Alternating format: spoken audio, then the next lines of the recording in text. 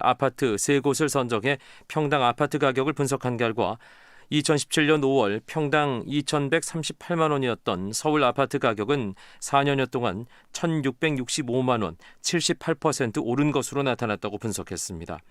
경실련은 부동산 대책 효과는 미미했고 각종 규제가 강남과 비강남 아파트 가격을 올리는 악순환을 만들어냈다고 지적했습니다.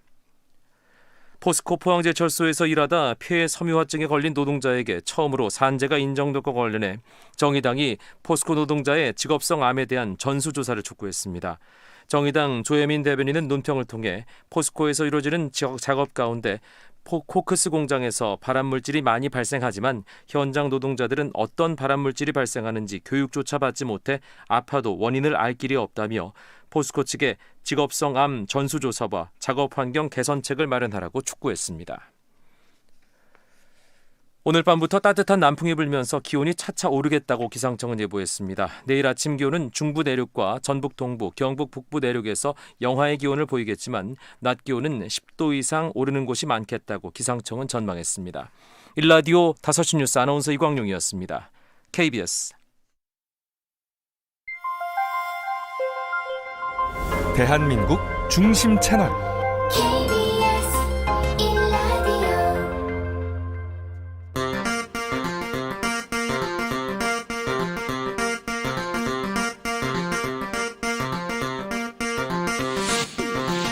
주진우 라이브.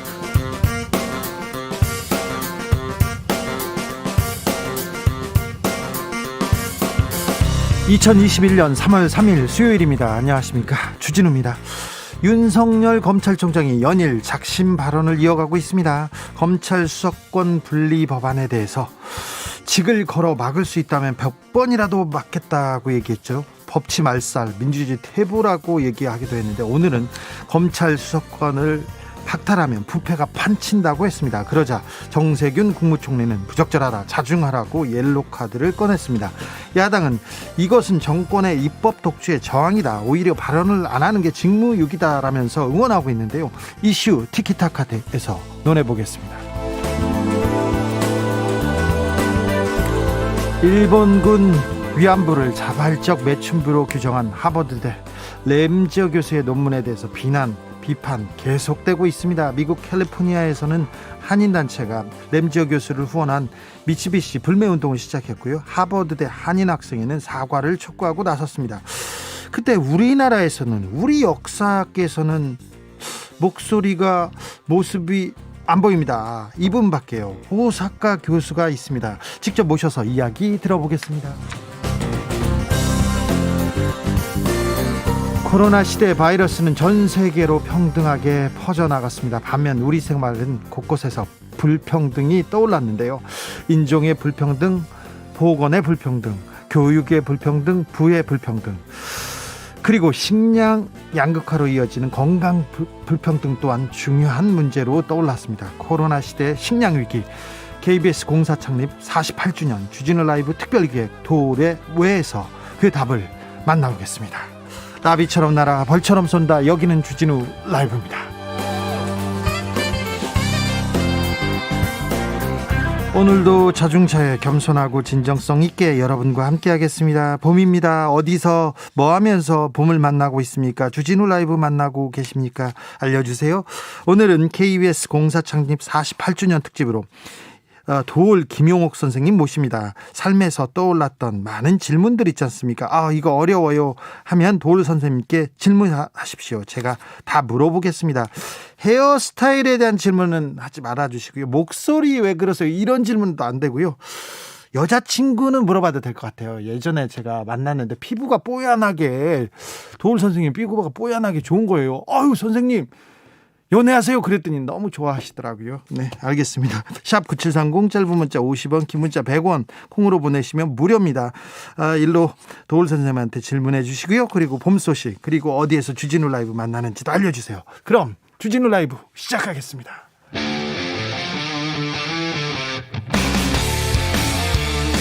탐사보도 외길 인생 20년. 주 기자가 제일 싫어하는 것은?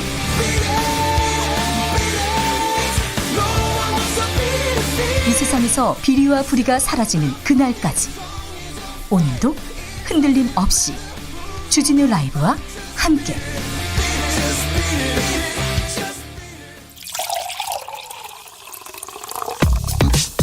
진짜 중요한 뉴스만 쭉 뽑아냈습니다. 줄 라이브가 뽑은 오늘의 뉴스 주스.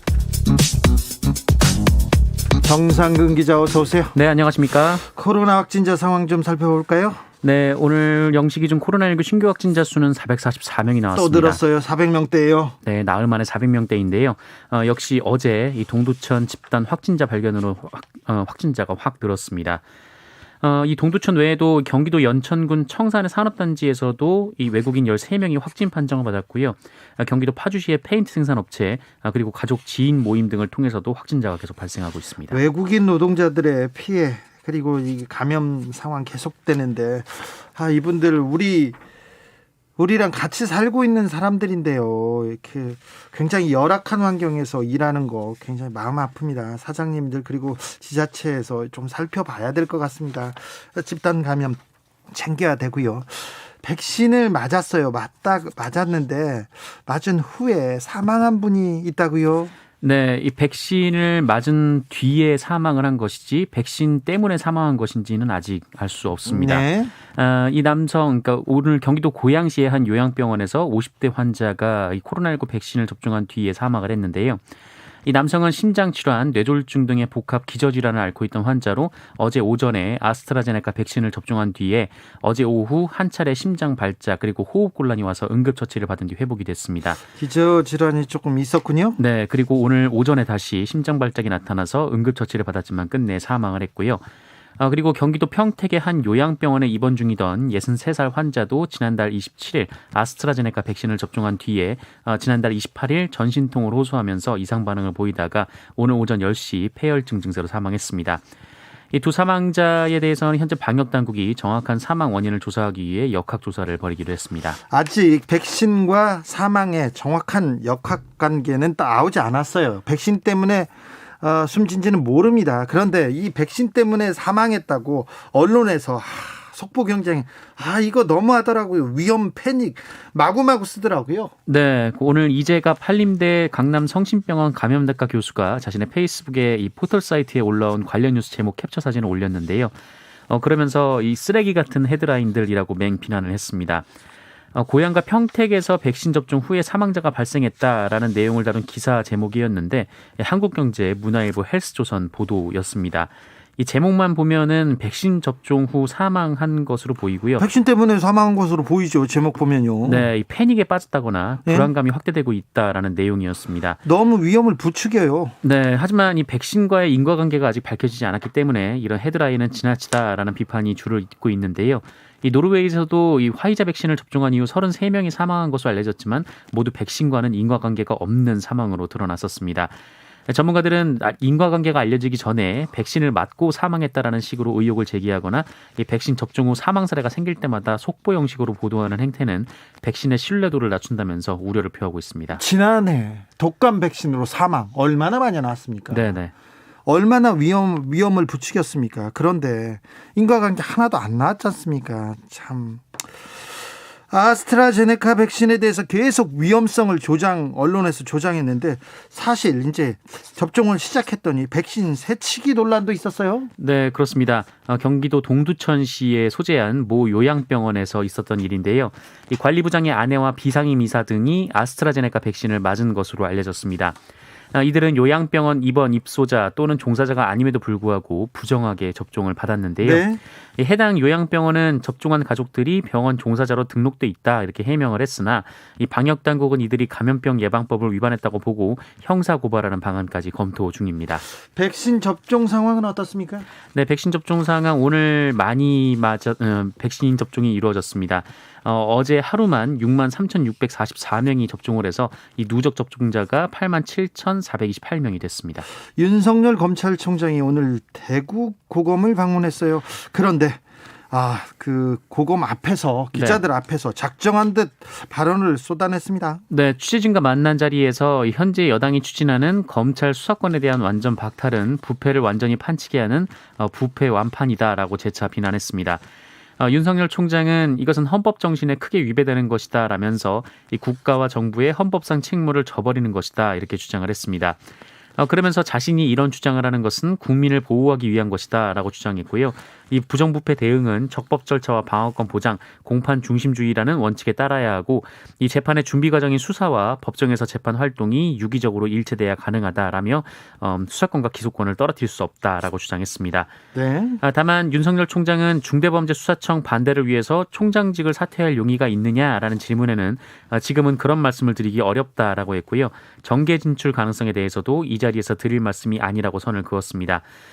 그런데 이 대구에 대해서 이 어려웠던 시기에 저를 따뜻하게 품어준 고장이라면서 5년 만에 왔더니 고향에 온 것 같은 기분이다라고 말했습니다.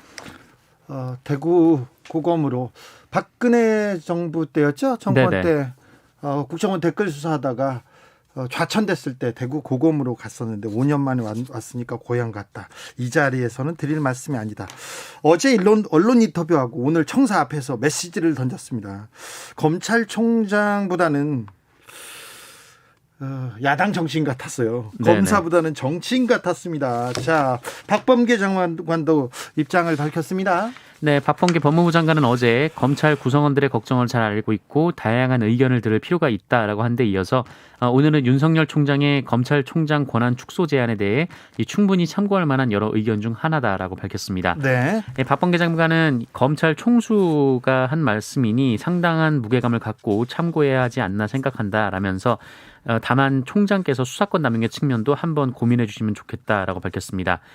또한 이 직접 만나서 얘기 나누면 좋을 텐데 이렇게 언론을 통해 대화하니 조금 안타까운 측면이 있다라면서 더 부드럽게 말하면 좋겠다 이렇게 얘기하기도 했습니다. 정세균 총리도 한마디 했죠? 네, 오늘 오전 라디오 방송에 출연해서 그 윤석열 총장의 발언은 정치인의 발언이지 행정가나 공직자의 발언 같지 않다라면서 정부가 어떤 입법을 하려고 하면 국회랑 이야기하는 것이 옳다라고 지적했습니다. 검찰이 김명수 대법원장에 대한 수사에 착수했습니까? 네, 검찰은 임성근 부장판사의 탄핵소추와 거짓 해명 논란으로 야당인 국민의힘과 일부 단체에 고발당한 김명수 대법원장에 대한 수사에 착수했습니다. 이 서울중앙지검은 해당 사건을 형사 1부에 배당했는데요. 최근 국민의힘은 김명수 대법원장을 직권남용, 허위공문서 작성 행사, 공무집행 방해, 직권남용 권리행사 방해, 청탁금지법 위반 혐의 등으로 고발을 한 바 있습니다. 아니, 고발했다고 해서 또 검찰이 대법원장을 지금 수사한다고요? 네, 사건을 배당을 했습니다. 검찰이 김학의 전 법무부 장관 관련 사건을 공수처에 넘겼습니다. 네, 김학의 전 법무부 차관의 출국 금지 사건을 수사 중인 검찰이 수사 외압 의혹을 받고 있는 이성윤 서울중앙지검장 그리고 이기원 전 대검 과거사 진상조사단 검사 등을 현직 검사들을 오늘 공수처로 접했습니다.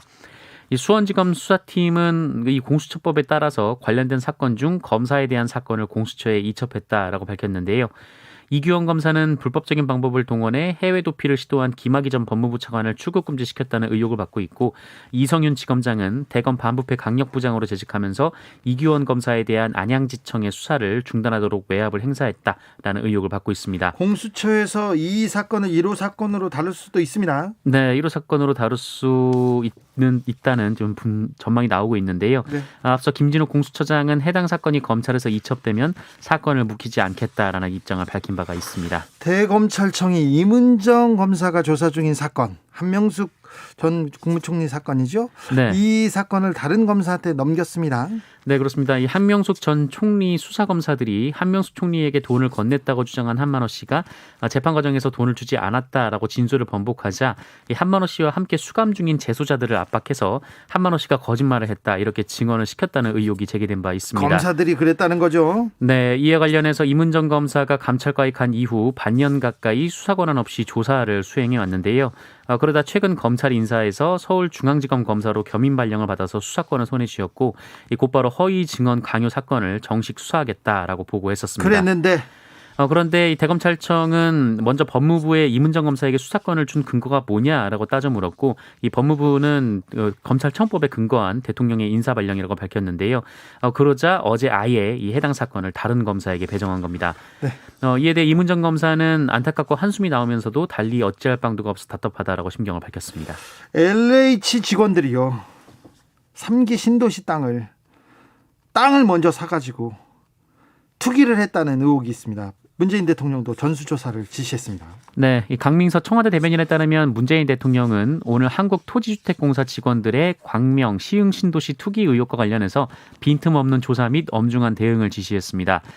문재인 대통령은 광명, 시흥은 물론이고 3기 신도시 전체를 대상으로 국토교통부 그리고 LH, 관계 공공기관 등의 이 신규 택지개발 관련 부서 근무자 및 가족 등에 대한 토지거래 전수조사를 빈틈없이 실시하라라고 지시했습니다. 네.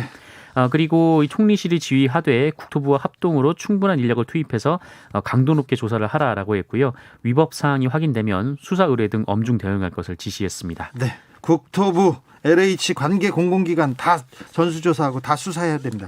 직을 걸고 집값을 잡으라고 했더니 직을 걸고 투기를 하고 있어요. 네네. 돈을 걸고 투기를 하고 있습니다. 이거 경찰에서도 바로 수사에 착수했습니다. 네, 경기 남부경찰청 반부패 경제범죄수사대는 오늘 관련 의혹에 대한 고발장을 접수해서 수사에 착수했습니다. 고발자가 시민단체인 활빈단인데요. 이 단체 대표를 불러서 조사를 진행했습니다. 아무튼 경기 남부경찰청 반부패 경제범죄수사대 경찰이 이런 대형 범죄에 대해서 좀 수사를 명확하게 똑똑 부러지게 해서 좀 국민의 신뢰를 좀 되찾아가기를 바랍니다. 네. 오거돈 전 부산시장 일가족이 가덕도 땅을 샀다는 논란도 있습니다. 네, 윤한홍 국민의힘 의원에 따르면 그 오거돈 전 부산시장의 조카인 그 오모 대한제강 사장이 가덕도 신공항 예정지 인근 부동산을 소유 중인 것으로 확인됐습니다. 이 최근에 샀나요? 아닙니다. 2005년에 샀는데요. 예. 가덕도 신공항 건설지 핵심 부지 450평을 사들였고 또 가덕도의 길목인 부산 강서구 송정동 일대 2만여 평도 보유 중이라고 합니다. 그런데 너무 오래전 일이기도 하고 또 오거돈 시장 재직 당시에 사실상 가덕도 신공항이 무산된 상황이었는데요. 네. 언론은 오거돈 전 시장이 성추행 의혹으로 시장직에서 물러난 상황에서 그 일가족이 정부 여당이 강력하게 추진하는 이 가덕도 신공항 특별법 수혜를 받게 된 것이 정당하냐 이런 주장을 하고 있습니다. 최근에 누가 샀는지를 좀 뒤져보고 싶습니다. 따져보고 싶은데 가덕도 부동산을 누가 가지고 있는지도 좀 찾아보고 싶은데 네. 이런 그 탐사 보도도 해줬으면 좋겠어요. 아동학대 사망 사건이 또 발생했네요. 네, 어젯밤 9시쯤 그 인천 중구 운남동의 한 주택에서 8살 여아가 숨졌다는 부모의 119 신고가 접수됐습니다. 이들은 출동한 구조대원에게 이 새벽 2시쯤 아이가 넘어졌는데 저녁에 보니까 심정지 상태였다라면서 언제부터 숨을 쉬지 않았는지 모르겠다라고 했다는데요.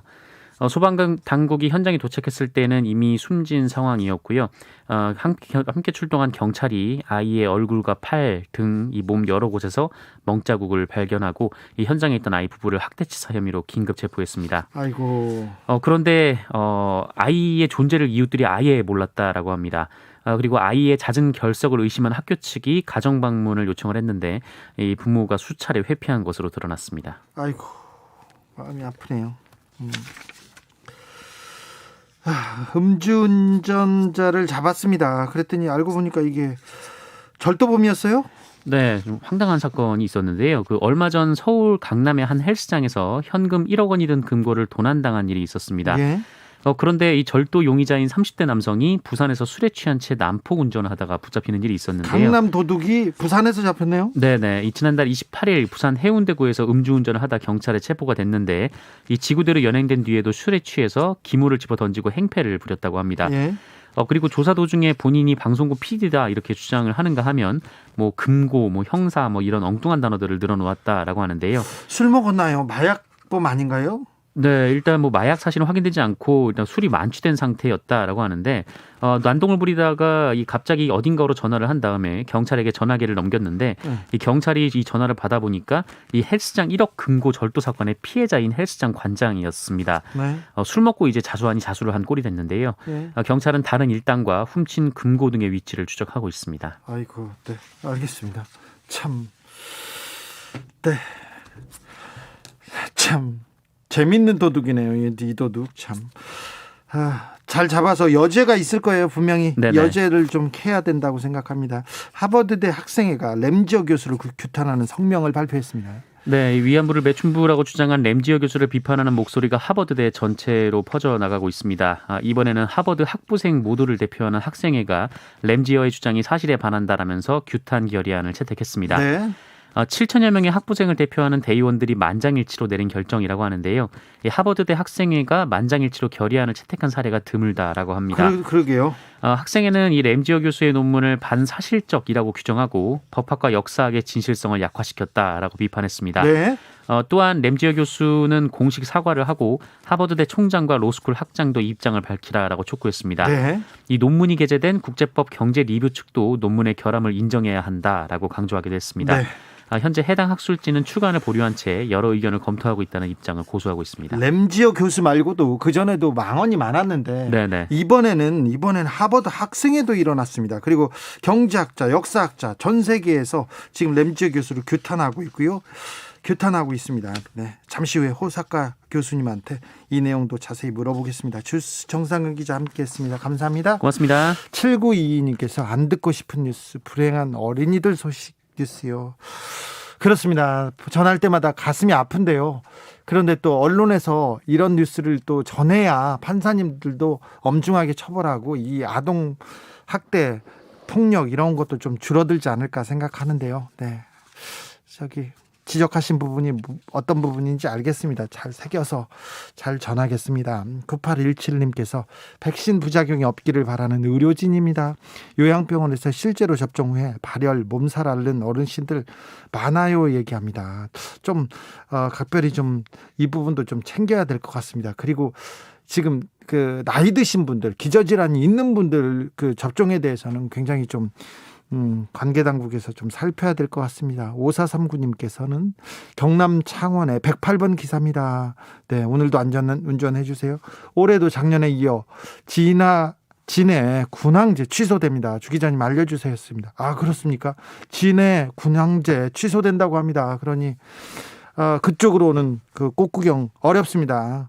올해는 어렵습니다. 3437님께서 오늘도 좋은 날입니다. 주진우 라이브 화이팅. 봄은요, 그 단어만으로도 희망이 좀 샘솟아요.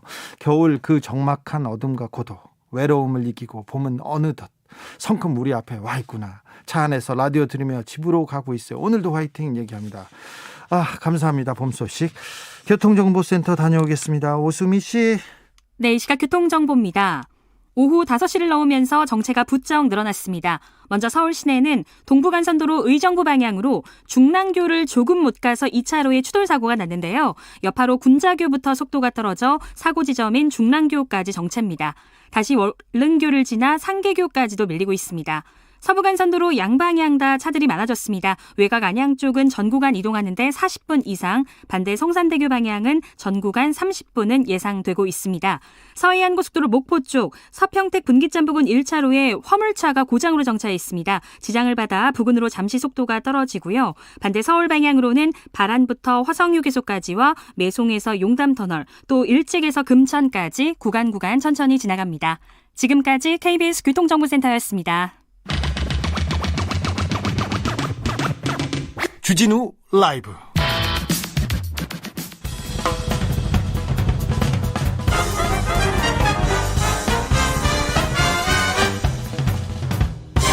훅 인터뷰. 모두를 위한, 모두를 향한 모두의 궁금증 훅 인터뷰.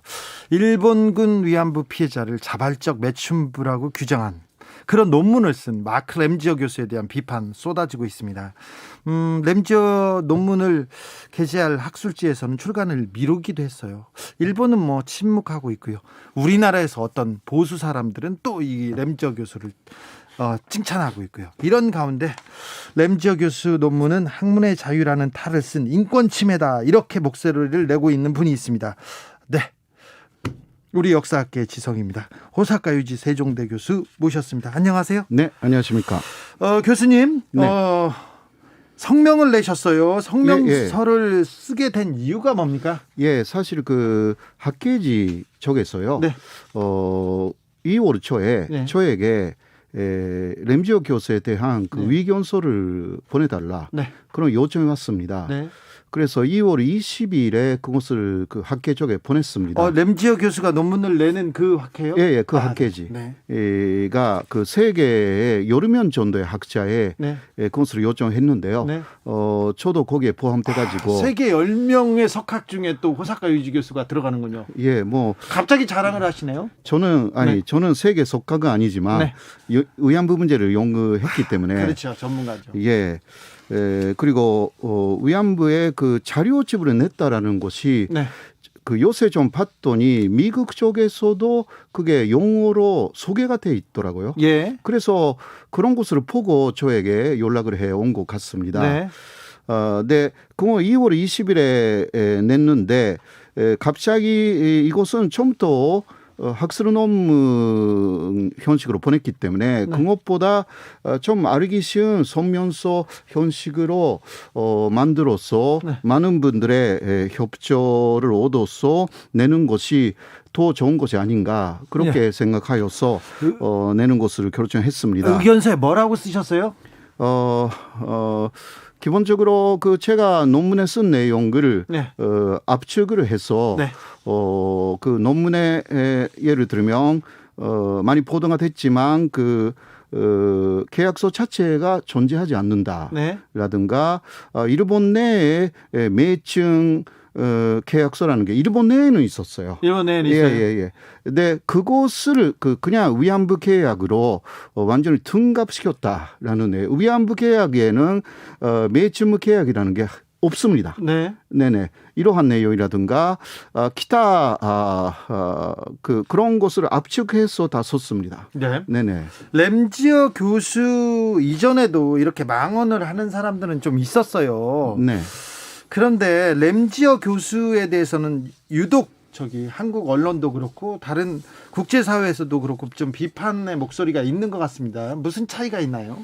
역시 그 논문이라는 형식을 네.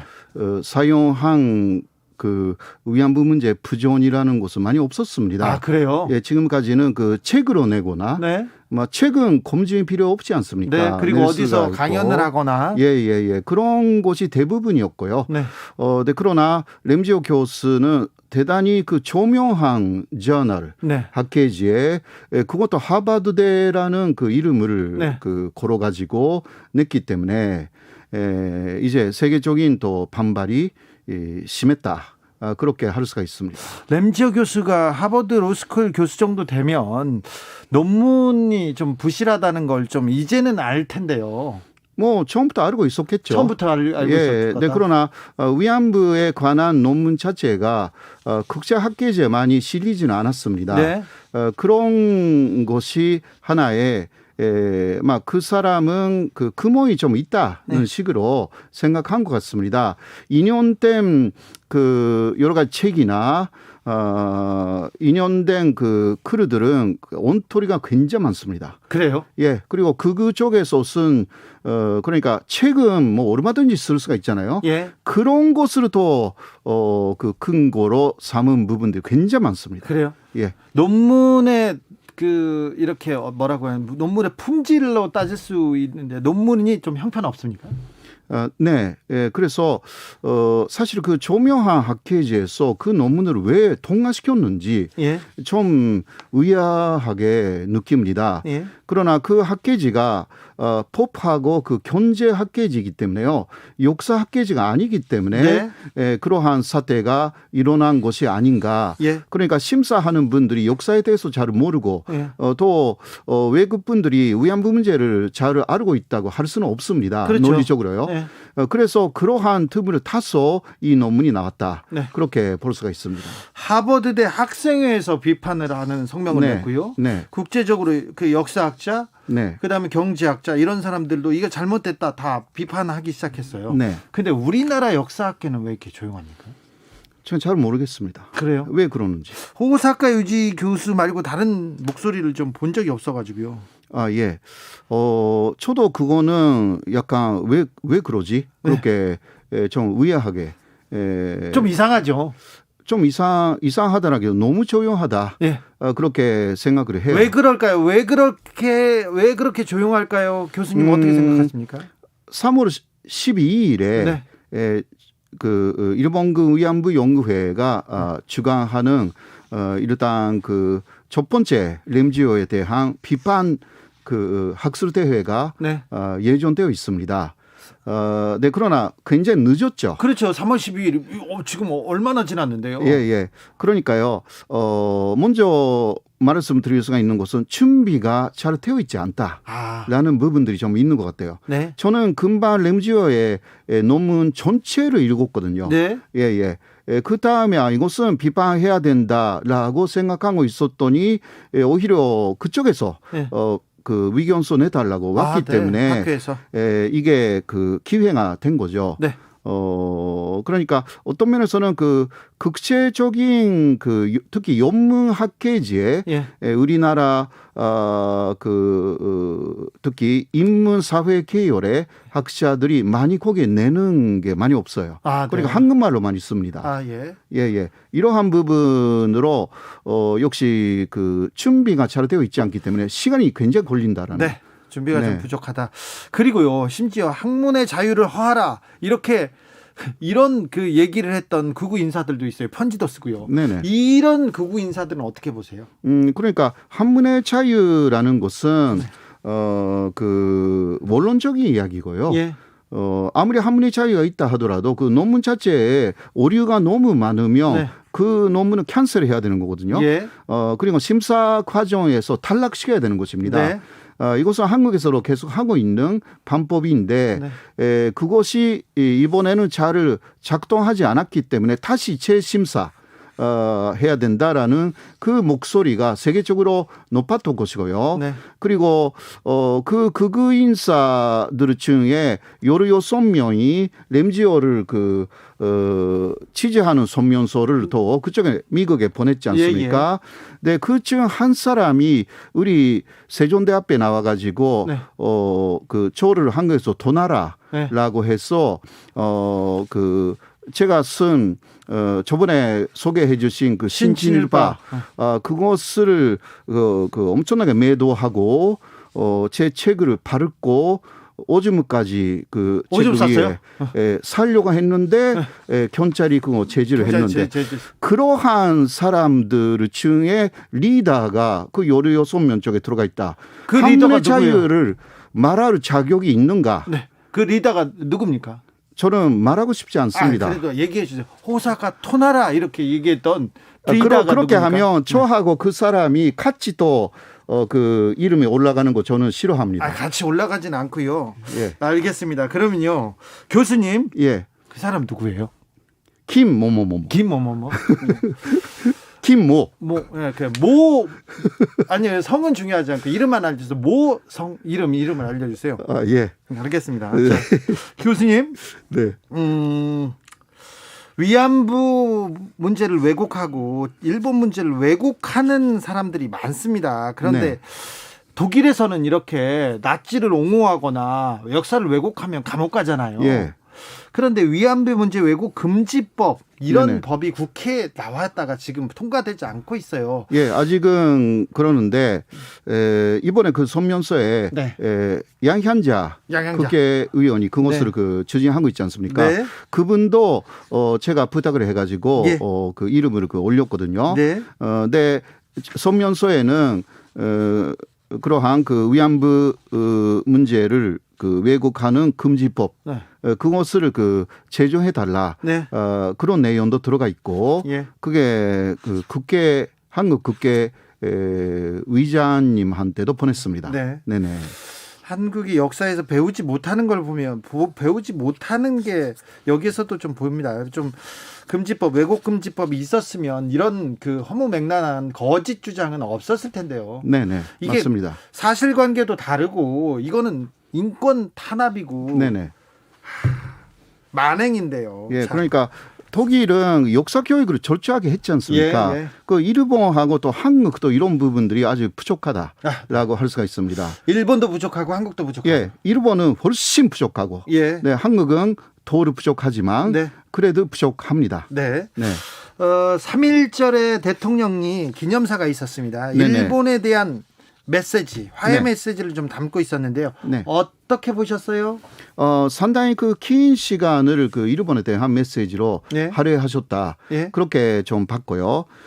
네, 그 일본에 대해서 그 화해를 하자. 예. 그러나 과거는 잊지 못한다. 네. 그러니까 기존의 트랙 정책을 사실상 그 다시 그 천명하셨다. 예. 그렇게 봤습니다. 뭐 유화적인 이야기가 많았다는 식으로 언론들이 이야기를 하고 있습니다만은 네. 갑자기 뭔가 바뀌었다는 식으로 그렇지 않습니다. 예. 그거는 상대가 바뀌었기 때문에 네. 아베에서 스가로 바뀌었기 때문에 네. 스가 스가 자체는 극우파가 아닙니다. 네. 그러니까 지난 9월에 그 전화회담을 했을 때부터의 그 정책이 서로 합의한 내용이 그대로 지금까지 오고 있는 것입니다. 예. 두 가지만 대립되어 있는 부분, 그러니까 위안부 문제하고 강제징용 문제, 이거는 서로가 양보하지 못한 부분인데 다른 부분은 다 협력하도록 되어 있는 게 현재 상황이기 때문에요.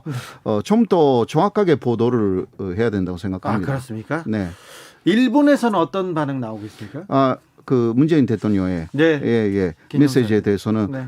일본이 오히려 좀 정확하게 보도를 하고 그래요? 있다고 생각을 합니다. 네. 상당히 유화적인 메시지가 많다. 네. 그러나 실제적인 그 강제징용 문제하고 위안부 문제에 대한 해결책이 언급되지 않았다. 예.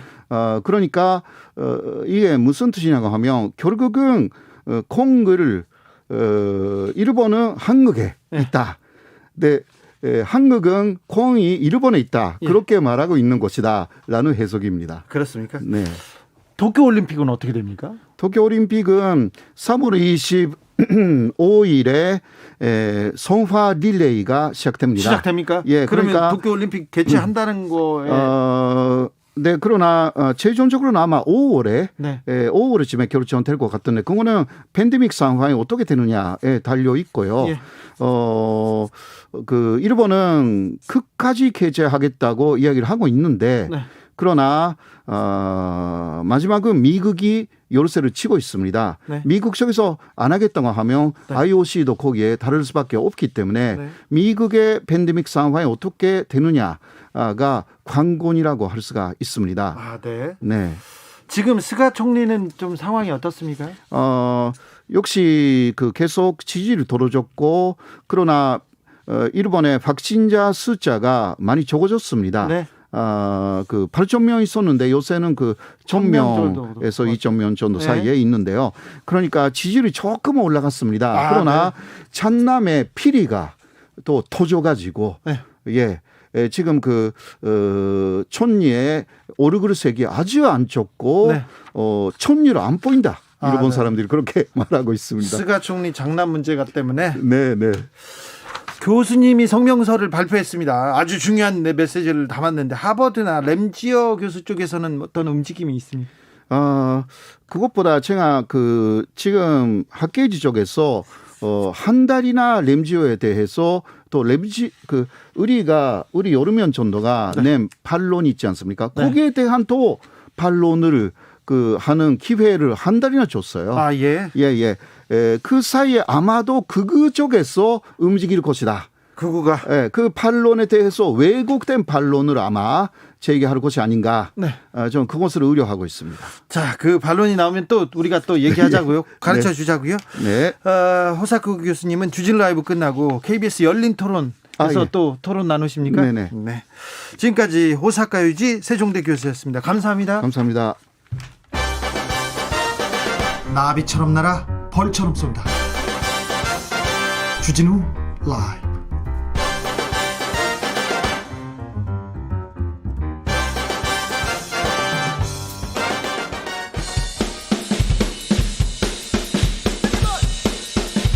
틱탁 틱탁 틱탁 현란한 입담의 환상 드리블. 오늘 이 뉴스를 주목하라. 이슈 티키타카.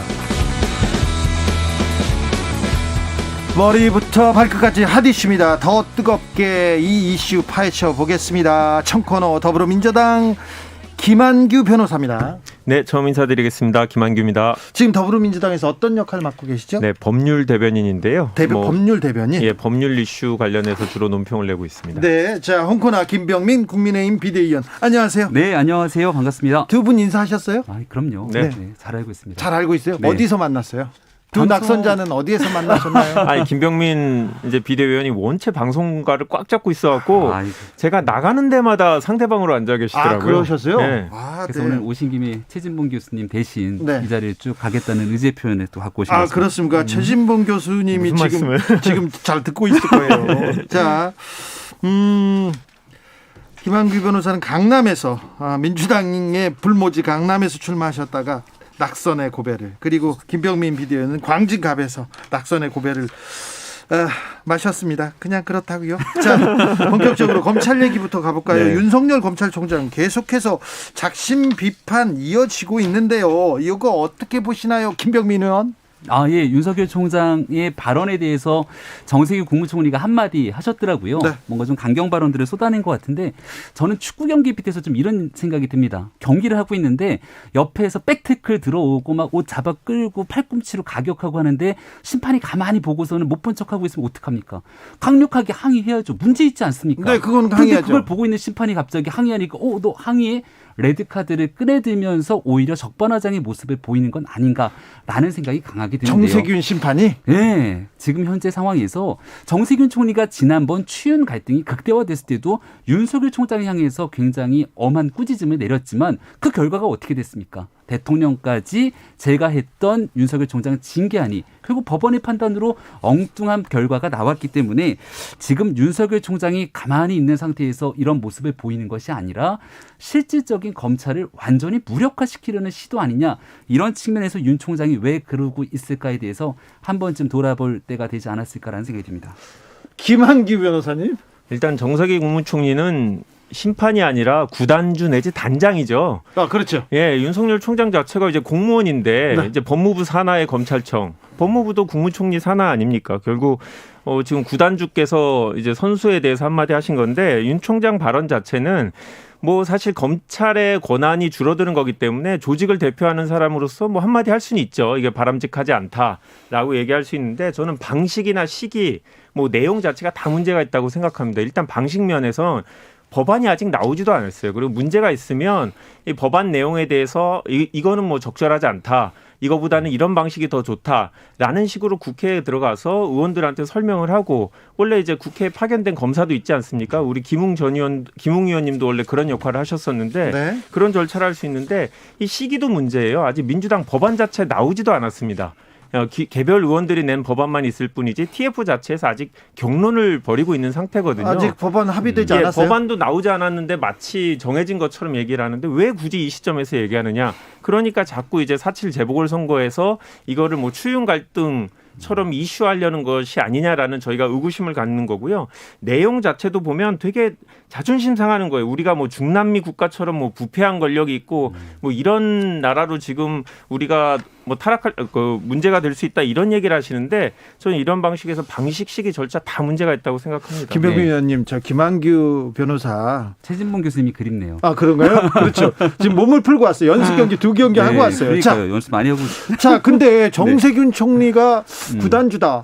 그렇잖아요. 법무부 장관도 검찰총장도 총리 밑에 있는 건 맞잖아요. 네, 맞습니다. 그렇기 때문에 윤석열 검찰총장에 대해서 사실은 그동안에 우리 정부 사람이네 만해가지고 이야기를 많이 해오지 않았습니까? 네. 결국 우리 정부 사람인 것처럼 얘기를 해서 구단주면 선수에 대한 나름대로의 같이 한 팀으로 모습을 보여줘야 되는데, 그동안 우리가 신현수 민정수석 파동을 통해서 드러났던 건 윤석열 검찰총장 찍어내려고 하는 그 시도가 그대로 이어지고 있다는 모습들을 그대로 다 보여주고 있었고요. 네. 우리가 양치기 소년의 우화라는 게 있지 않습니까? 지금 민주당 쪽에서 거듭 계속 논리를 대고 있는 상황들은 이게 법안도 나오지 않았는데 윤석열 총장 측에서 오버하는 거다. 그리고 정치의 생각이 있기 때문에 이러는 것 아니냐라고 하는데, 헌정사상 초유의 일들이 지난 기간 문재인 정부 추미애 장관 체제 내에서 너무나 많은 일들이 일어납니다. 윤 총장 찍어내는 상황도 마찬가지겠거니와, 지금 왜 윤석열 총장이 그토록 권력형 범죄에 대해서 국민의 검찰이 이야기하는지를 생각해 보면 얼마 전에 구속됐던 김은경 장관 기억하시죠? 네. 아니라고 했어요. 블랙리스트 절대 아니라고. 우리 정부에는 체크리스트는 있을지언정 블랙리스트는 없다 그랬는데 법원의 판단을 보면 블랙리스트가 있는 겁니다. 그리고 장관이 구속되고 있는데 장관 윗선에서 지시해 있는 청와대를 향한 수사가 잘 이루어지지 않아요. 그리고 한 가지 더 얘기하고 싶은 건 증권범죄 합수단 사라졌잖아요. 네. 이게 점점 시간이 지나가면 지나갈수록 우리 금융범죄를 비롯한 화이트칼라 범죄들이 굉장히 많아지게 되는데 라임 옵티머스 사건으로 아마 정말 본인의 자산을 잃게 됐던 분들이 지금 이 라디오를 청취하고 계실지도 모릅니다. 그분들 입장에선 야 라임 옵티머스 수사 어떻게 됐어? 옵티머스에 관련된 사람이 청와대 행정관까지 가 있었잖아. 민정에.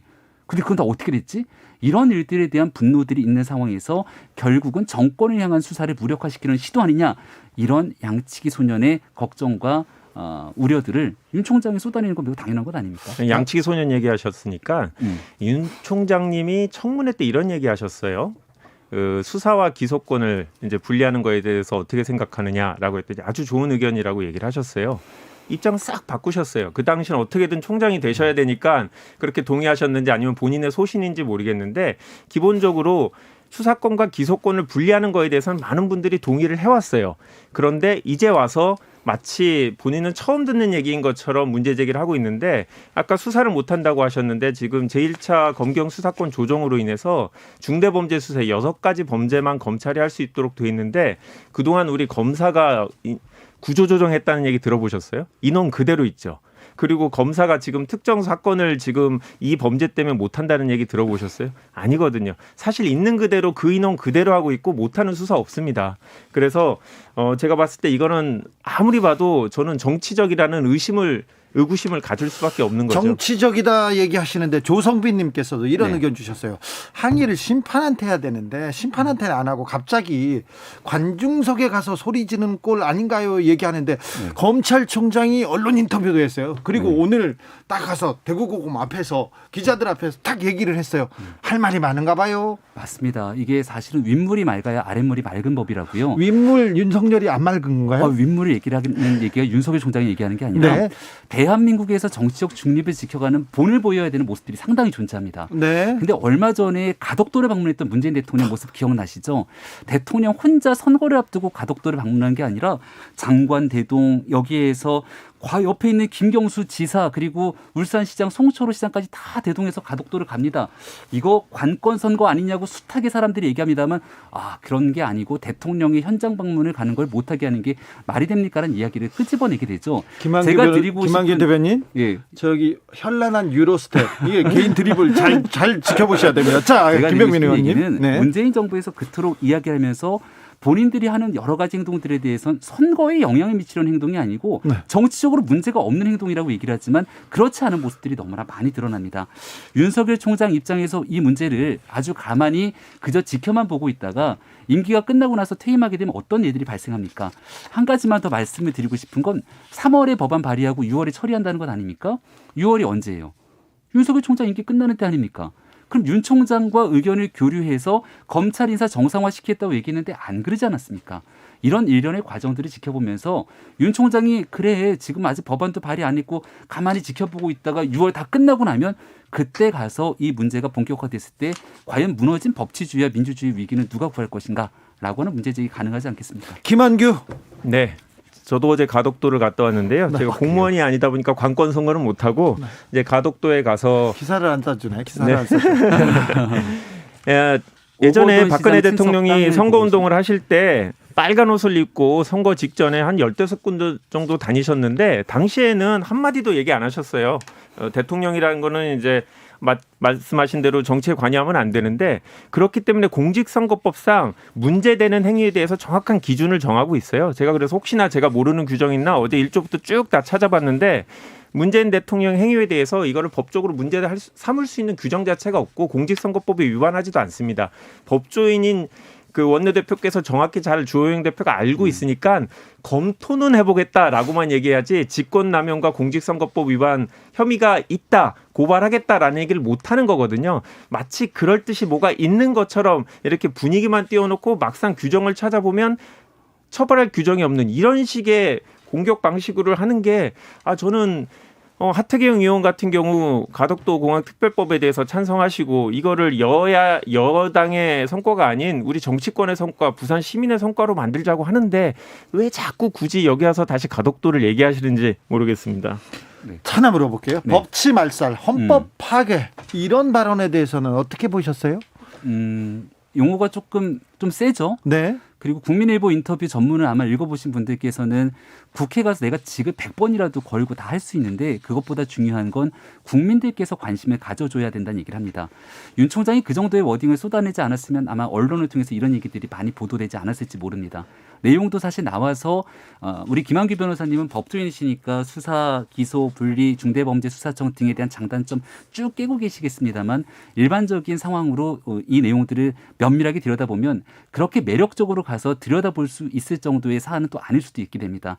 근데 그 모든 이슈를 윤 총장의 발언을 통해서 수면 위로 드러냈죠. 왜냐하면 이 문제가 자칫 잘못 중대범죄수사청 설치로 검찰을 무력화시킬 경우 지금 있게 되는 권력형 범죄 등에 대한 수사를 과연 제대로 이뤄낼 수 있겠는가 이런 문제 제기들이 있는 거거든요. 윤석열 총장이 얘기하고 싶었던 것은 국민들께서 이 사안에 대한 관심들을 가지고 바라볼 때만이 보다 균형감 있게 180석이라고 하는 거대 여권의 힘으로 마음대로 움직이지 못할 것이다. 제일 중요한 건 여론 아니겠습니까? 지금 현재도 이 중대범죄수사청에 대한 여론조사 결과를 보니까 제가 본 여론조사 결과에 의하면 찬성보단 반대율이 많더라고요. 이런 내용들이 앞으로 대한민국 사회 속에서 이루어지게 되는 내용들에 따라 더불어민주당 의원들의 의사결정들이 달라질 것이기 때문에 저는 검찰 조직을 이끌고 있는 검찰총장으로서 할 수 있는 발언들을 했다고 생각합니다. 김한규 대변인. 일단 윤 총장이 매번 하신 얘기가 마치 현 정부가 대단한 권력형 비리가 있고 부패가 있는데 본인들이 수사하는 거를 막고 있다. 이런 식의 뉘앙스로 계속 얘기를 하세요. 그래서 그러면 이번 문재인 정부 들어서 고위공직자의 비리, 부패, 뇌물수수 어떤 사건들이 있습니까? 그런 게 그리고 실제로 구체적으로 사건 수사를 못 해갖고 예를 들어서 청와대에서 아니면 법무부 장관이 민정수석이 이런 사건 수사하지 말라고 구체적으로 협박하거나 압박을 한 사례들을 제시를 못 하고 있어요. 그리고 헌법에 위반된다고 얘기하는데 이 중대범죄수사청을 줄 건지 아니면 윤 총장님은 그게 아니라 특정한 범죄별로 수사청을 따로 두는 안까지 얘기하셨는데 이런 거 자체가 다 헌법상 문제되는 거 아닙니다. 만약에 헌법을 파괴하는 거라고 하면 그건 헌법재판소에서 나중에 위헌 결정을 할 거거든요. 저희가 법안을 만들 때 그런 부분은 당연히 다 검토해서 하는 거고 이렇게 수사와 기소청을 분리하는 것 자체가 헌법에 금지하는 건 전혀 아니라는 점을 말씀을 드립니다. 그러면 수사하고 기소하고 분리하고 중수청으로 가는 게 민주당의 생각입니까? 민주당의 기본 아니죠. 지금 TF의 많은 의원들이 생각을 하고 계신데 사실 모든 의원들이 동일한 생각을 갖고 있는 건 아니더라고요. 그래서 당내에서 의견 수렴을 좀 하고 있는 상태고 지금 TF 자체에서도 아직 좀 경론이 있습니다.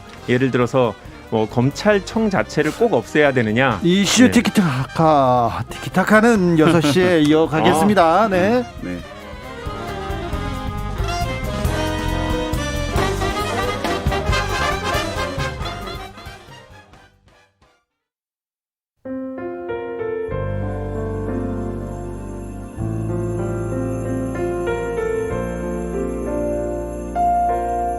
KBS 라디오 연중기획 희망충전 대한민국 419번째 이야기.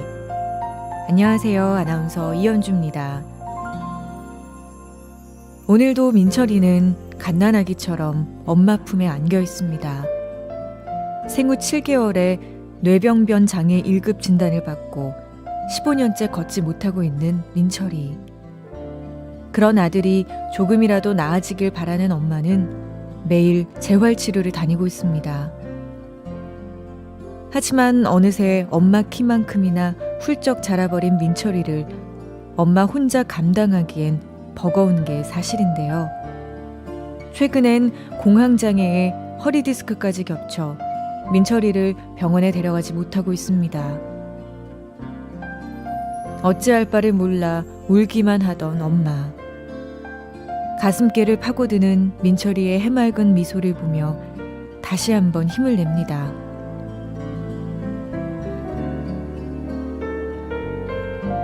코로나19 여파로 사례자와 취재팀의 안전을 위해 사연으로 대신 전달합니다.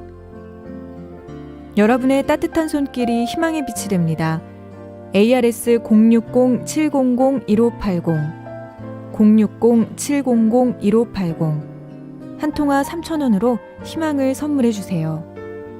KBS 라디오 연중기획 희망충전 대한민국은 초록우산 어린이재단, 인탑스 주식회사, 그리고 청취자 여러분과 함께합니다.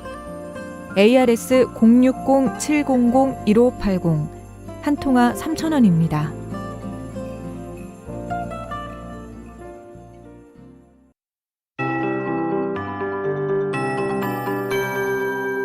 KBS 58분 날씨. 일교차 큰 날씨가 이어지겠습니다. 그리고 이 일교차 때문에 오늘 밤부터 내일 아침 사이 내륙 지역을 중심으로 안개가 낀다는 점 염두에 두시는 것이 좋겠습니다. 예상되는 내일 기온을 보면 아침 최저 기온은 영하 3도에서 영상 7도의 분포로 조금 춥거나 쌀쌀할 것으로 예상됩니다. 서울의 경우 영상 3도 정도 내다보고 있고요. 인천도 비슷한 기온 되겠습니다. 반면 춘천은 영하 2도로 영하권이 예상되고 세종 0도, 광주 4도, 또 부산 지역 6도 안팎까지 기온이 떨어졌다가 기온이 빠르게 올라 한낮에는 포근함이 느껴질 만큼 기온이 오르겠습니다. 영상 9도에서 14도 사이가 되겠고요. 서울의 경우 13도 안팎까지, 대구도 비슷할 것으로 보이고 부산은 14도, 광주 지역은 16도 안팎까지 높은 기온이 예상됩니다. 모레에는 기온이 이보다 좀 더 상승할 것으로 예상됩니다. 오늘은 하늘 높은 구름이 좀 자리를 할 것으로 보이고 내일은 제주도 남쪽 해상으로 저기압이 지나가면서 비 예보가 있습니다.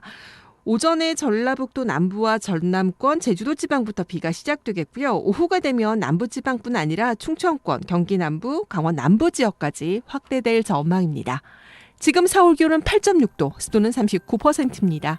KBS 58분 날씨 윤지수입니다.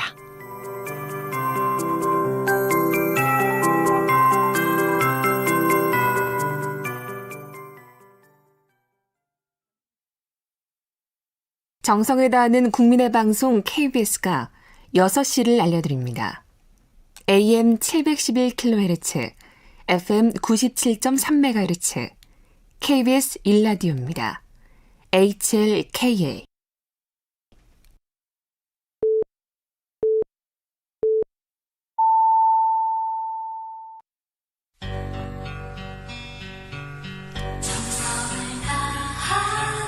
정성을 다하는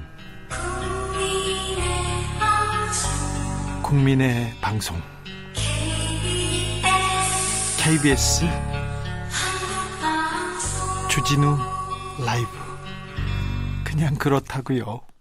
이슈 티키타카, 오늘은 특별 손님으로 김한규 대변인이죠. 법률 대변인 모셨습니다. 김한규 고정을 외치는 분들이 많습니다. 알바를 동원하지 않았나 이렇게 의심할 정도로 많습니다. 홍희님께서 최진봉 교수님 집에서 울고 있다고요 얘기합니다. 네. 지금 중요한 세미나 중인데 최진봉 교수님 속 타는 소리가 여기까지 들립니다.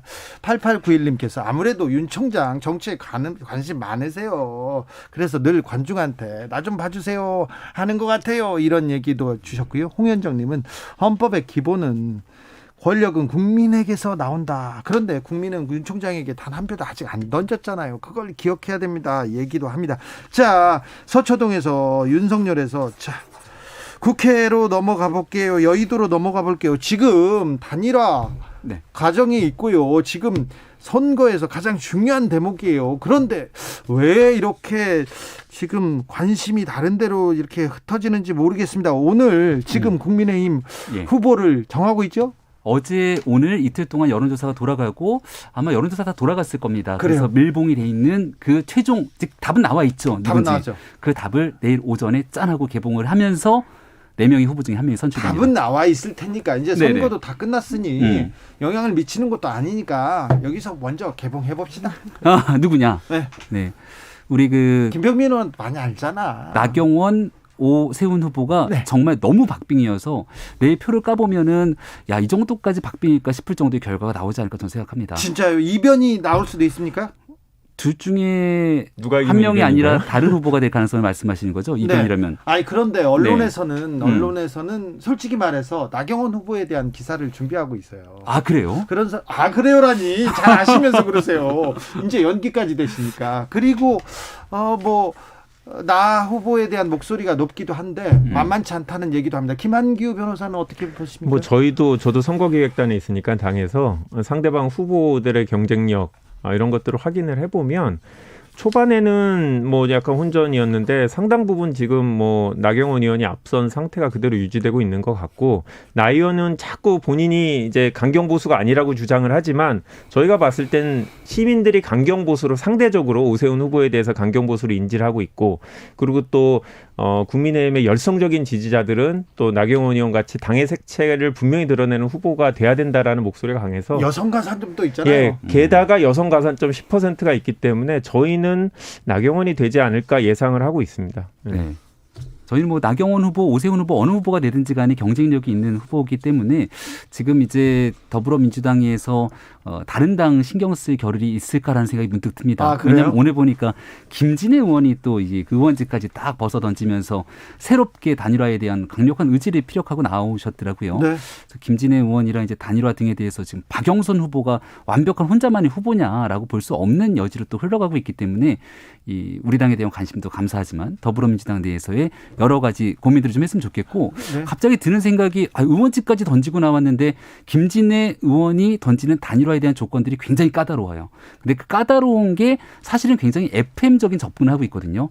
이 부분을 박영선 후보가 잘 받을지 아니면 받지 않아서 김진애 의원 전 의원 후보가 끝까지 갈 경우들도 있기 때문에 이런 측면들에 대해서 우리 당에 대한 관심과 더불어서 민주당도 좀 고심을 해야 되지 않을까라는 생각이 듭니다. 관심이 많으십니다. 김용민 의원. 자, 김한규. 네, 저희도 고심하고 있고요.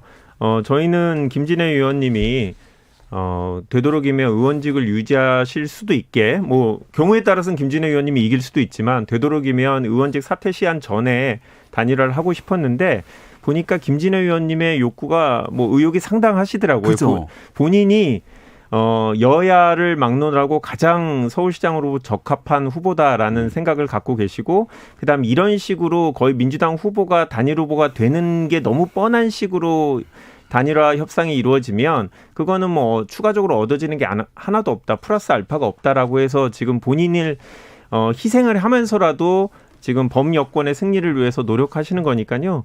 저희 사실 내부적으로 협상을 할 때 단일화 방식 이런 거에 대해서 이견 없었습니다. 그런 게 있었던 건 전혀 아니기 때문에 저희가 봤을 때는 시기의 문제일 뿐이지 협상은 충분히 이루어질 거라고 예상하고 있습니다.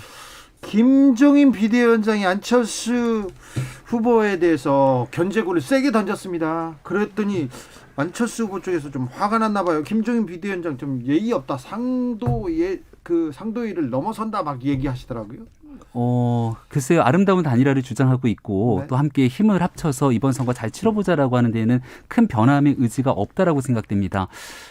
아마 이 안철수 후보와 함께 움직이고 있는 일부 의원들이 내놓고 있는 언행이나 이런 부분들을 보게 되면 서로 각자가 바라보는 지점들이 좀 다를 수 있다는 생각이 들지만, 네. 명확한 건 김종인 위원장은 국민의힘의 당대표 역할을 하고 있고요. 예. 국민의힘의 당대표로서는 당연히 자당의 후보가 단일 후보로 당선될 수 있게 하기 위한 많은 역할과 노력을 해야 되는 건, 네. 매우 당연한 수순일 겁니다. 근데 그런 측면에서 바라보면 좋을 것 같다는, 네, 생각입니다. 단일화가 민주당 쪽보다는 여당보다는 야당 쪽 단일화가 어렵겠다. 그지요? 안철수 후보가 누가 나와라 이렇게 한 게 아닌데 본인이 짠하고 출마 선언하고 나오셨어요. 예? 그러면서 했던 얘기가 나는 야권의 단일 후보가 되겠다라고 제일 먼저 선언하고 나온 겁니다. 그럼 여기에 대해서 누구보다 강력한 단일화의 의지를 국민에게 피력했기 때문에 안철수 후보가 얘기하고 있는 단일화의 의지를 믿고요. 그런 방식에서 국민들이 바라보는 진짜 서울시장 선거 승리를 위해서 함께 가야 되겠다라고 하는 의지를 같이 모으기만 한다면 단일화에 대한 가능성 얼마든지 열려있다고 생각합니다. 가능성은 열려있는데, 네. 좀 저기 야당의 단일화 과정이 쉽지만은 않아 보여요. 쉽지는 않아 보이죠. 그 안철수 의원님께서 과거에 이제 보여줬던 여러 가지 사례도 있고, 지금 야당에서 매번 얘기하시는 게 우리 2011년 박원순, 박영선 단일화 당시에 민주당이 후보를 냈는데도 망하지 않았다. 네. 그래서 국민의힘도 설사 이번에 단일 후보가 안철수가 되더라도 국민의힘은 문제가 없다라고, 네. 얘기를 하시는데, 차이점은 당시 저희 민주당은 박원순에 대한 신뢰가 있었어요. 시민사회 대표로서 우리랑 결이 다르지 않고 언젠가는 끝까지 함께할 거다라는 신뢰가 있었는데, 과연 국민의힘에 계신 분들이 안철수를 그렇게 믿을 수 있느냐. 이번에 안철수 후보가 당선이 되고 나면 혹시 내년에 갑자기 대선 후보를 나오겠다. 그것도 똑같이 국민의힘이 아니라 국민의 당 후보로 또는 제3지대 후보로 이런 얘기를 할 수 있기 때문에 사실 김종인 위원장의 불안감 저는 이해가 돼요. 그런데 그 얘기하시는 게 이게 뭐 기호 4번이 되면 선거운동을 못할 수도 있고 뭐 이런 얘기를 하시는데 제가 대신 그래서 법률 규정을 찾아봤는데 선거운동 하시는데 별 지장이 없어요. 지난 총선의 경우에는 각각 뭐 비례정당의 경우에 후보자들이 다른 정당 후보자들을 지원 유세를 못하는 거였는데 이번에 국민의힘이 만약에 후보를 못 내면 후보자가 아니기 때문에 다른 당 선거운동 하실 수도 있거든요. 그래서 그거는 뭐 좀 문제가 아닌 것 같고 제가 봤을 땐 서로 신뢰가 없는 거 그게 가장 큰 문제가 아닌 것 같습니다. 장기적인 파트너인지에 대한 의문. 일단 규정은 또 뒤져보고 오시네요. 네. 법적 규정에 대해서 어제 보니까 한겨레 신문을 비롯해서 많은 언론이 이렇게 막 찾아보시면서 나름대로의 바람까지 담아서 좀 쓰시거나 관심을 갖는 게 아닌가 이런 생각이 드는데 선거운동은 가능합니다만 적어도 정상적인 범위 내에서 선거운동이 가능한 지점과는 좀 결이 다른 돈 문제가 좀 분명하죠. 걸리긴 하더라고요. 네, 돈 문제. 분명히 돈 문제도 걸리고 완벽하게 우리 당 후보를 내는 거에 선거운동 문제는 다릅니다. 그리고 기본적으로 정당이 후보를 내지 않은 상태로서 단일화가 되게 되면 기본적으로 그 정당을 지지하는 지지층 입장에서 투표장으로 가자는 가능성 여러 가지 논란들이 있을 수밖에 없기 때문에 단일화에 대해서 가장 좋은 것은 김종인 위원장이 처음부터 얘기했던 우리 당이 들어와서 선거를 치르자. 그리고 지금 이 순간에도 기호 2번을 얘기하고 있는 이유는 같이 함께 힘을 합쳐서 선거를 치르는 건 기본이거든요. 2011년도 박원순 시장이 밖에 무소속으로 선거를 치렀지만 결국 선거 이후 바로 민주당이 들어갔던 것처럼 지금 아마 안철수 후보가 생각하고 있는 정치의 로드맵이 서울시장에만 국한되어 있는 것이 아니라 다 같이 범야권 진영이 함께 뭉쳐서 정권 교체하자라고 하는 것 아니겠습니까? 그런 의미에서 같이 지지층들이 바라고 있는 그 여망을 잘 담아낼 거라고 저는 생각합니다. 그런데 이제 건너 한 발짝 떨어져서 보면 사실 안철수 후보가 얼마 전에 그러면 좀 늦었지만 지금이라도 입당을 해서 내가 경선에 참여하겠다라고 했는데 또 김종인 대표가 이제는 늦었어. 그때는 안 돼. 또 이런 얘기를 하셨거든요. 이제 그렇기 때문에 지금 과연 안 대표가 입당해서 치르겠다는 얘기를 정확히 했나요? 네. 한번 하셨고요. 좀 기차가 떠난 다음에 한 느낌은 있었는데 그리고 아까 말씀하신 대로 선거운동 자체가 안철수 후보가 기호 4번이라도 단일화를 했으면 우리가 졌더라도 국민의힘이 끝까지 우리 지지자들로 하여금 투표장으로 가게끔 만드는 게 진정한 단일화잖아요. 그런데 이제 안철수 후보가 되면 우리 국민의힘 후보들이 지지자들이 투표를 안 할 것 같은 문제가 있다라고 얘기하는 건 과연 상대방이 이겼을 때 협조하지 않을 것 같은 그런 느낌이 든다라는 점에서 좀 문제가 있지 않을까라는 생각이 들고 안철수 후보 자체의 경쟁력은 사실은 국민의힘 후보 안철수가 아니라 중도 제3지대를 상징하는 이런 안철수의 자산이기 때문에 사실 좀 무리한 요구를 하고 계신 거 아닌가 싶은데 뭐 저희 입장에서야 그렇게 싸우시다가 단일화 안 되는 걸 가장 바라고 있기 때문에 더 이상 조언은 생략하겠습니다. 너무 바라면 안 돼요. 네. 내일 국민의힘 후보 결정되면 바로 단일화 룰 협상 들어갑니까? 아니면 지금 하고 있습니까? 단일화 룰 협상을 현재 하고 있지는 않습니다. 그래요? 아마 이제 언론을 통해서 서로가 어떤 생각을 하고 있는지를 조금씩 보고 있는 상태고요. 네. 내일 후보가 결정되면 후보의 의지도 중요합니다. 후보의 의지를 담아서 김종인 위원장이 이제 전체적으로 어떤 방식의 단일화를 가져가게 될 것인지를 얘기하게 될 거고요. 시간이 이렇게 많지는 않습니다. 이제 남은 한 열흘에서 보름 정도의 시간 동안 야권 전체의 총의를 다 모아낼 수 있을 정도로 각 정당이 제 역할을 다할 거라고 생각합니다. 자, 백신 접종이 순조롭게 진행되고 있죠? 지금 봐도? 네, 순조롭게 진행은 되고 있는 상황입니다만은 지금 사망자가 나오면서 국민들이 갖고 있는 걱정과 불안이 조금씩 나오고 있습니다. 이런 일이 없도록 하게 되는 게 정치권계 정부의 역할이고요. 지금 문재인 정부에서는 전혀 문제 없을 거다라고 얘기했지만 이렇게 사망자가 나오게 되면 국민들은 불안할 수밖에 없습니다. 불안합니다. 근데 연관관계가 아직 나오진 않았죠. 그럴 때일수록 그 불안감들을 더 해소할 수 있도록 적극적인 노력들이 필요하다는 말씀을 드린 거죠. 그래서 대통령이 지금 백신 접종해야 된다. 이게 국민의힘의 입장입니까? 국민의힘의 입장이 아니라 실질적으로 의협 회장인 최대집 회장이 지금 당장 이 아스트라제네카는 65세 이상에 대한 효력 문제가 조금 남아있기 때문에 화이자가 됐건 모더나가 됐건 백신 접종을 먼저 맞을 필요가 있지 않냐. 세계의 다른 지도자들처럼 이런 얘기가 나오는데요. 반드시 대통령이 맞아라 이런 얘기가 아니라 대한민국에서 국민께 신뢰를 줄 수 있는 정치 지도자들이 먼저 나서서 이 위기를 극복하기 위한 노력을 좀 보일 필요가 있다는 얘기 드립니다. 정치인들이 저는 불안감을 조성할 수 있는 얘기 자체를 꺼내면 안 된다고 생각하는데요. 정확한 지적입니다. 지난번 우리 독감 관련해서 110명 정도가 죽었다, 사망했다, 백신으로 인해서 이런 기사가 나왔지만 결국 인과관계가 있다는 건 한 건도 밝혀지지 않았어요. 그래서 저는 이 관련 기사는 인과관계가 불분명한 경우는 되게 유보성 명확하게 해놓고 과장된 제목으로 기사를 쓰면 안 된다라고 생각하고 백신 전문가가 반드시 얘기해야 되고 불필요하게 정치인의 얘기를 인용해서 기사를 쓰지 말았으면 좋겠습니다. 정확합니다. 그래서 더불어민주당의 장경태 의원이 백신 주사가 아니라 백신 추정 주사라고 얘기를 하면서 그거는 그 당시에 지금 한참 전에 외국의 사례가 입증되지 않았을 때였잖아요. 지금 전 세계적으로 2억 명 정도의 사례가 됐기 때문에 그때와 지금은 다르다. 올해 초의 얘기고요. 말씀을 이미 드립니다. 백신 접종은 작년도부터 시작이 됐죠. 지난주에 하신 얘기잖아요. 그건. 자, 이슈 티키타카. 진짜 싸움은, 진짜 논쟁은 끝나고 하겠습니다. 엘리베이터에서. 김한규 변호사, 김병민 의원, 오늘도 감사했습니다. 네, 고맙습니다. 감사합니다. 교통정보센터 다녀오겠습니다. 오수미 씨.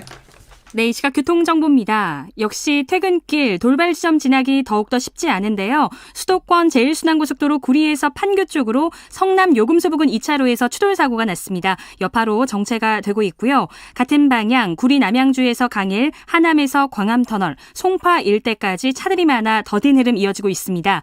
영동고속도로 인천 가는 길로는 동수원 3차로에 화물차가 고장으로 서 있어서 뒤쪽으로 정체입니다. 같은 방향 신갈 분기점과 광교터널 부근 지나기도 어렵고요. 다시 북수원에서 동군포, 월고지에서 서창까지도 밀리고 있습니다.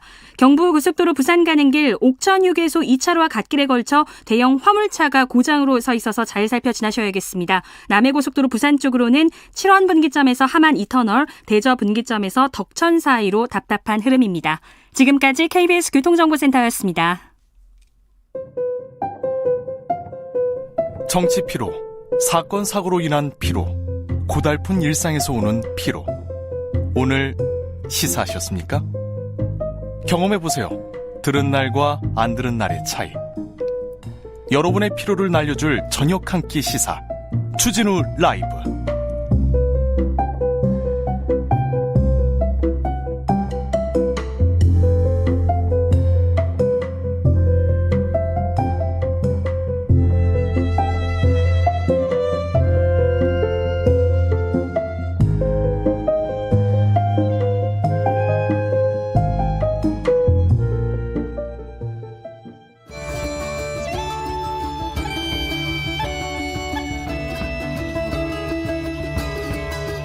KBS 공사 창립 48주년 주진우 라이브 특별기획 돌의 왜, 식량위기 왜, 답은 농촌인가.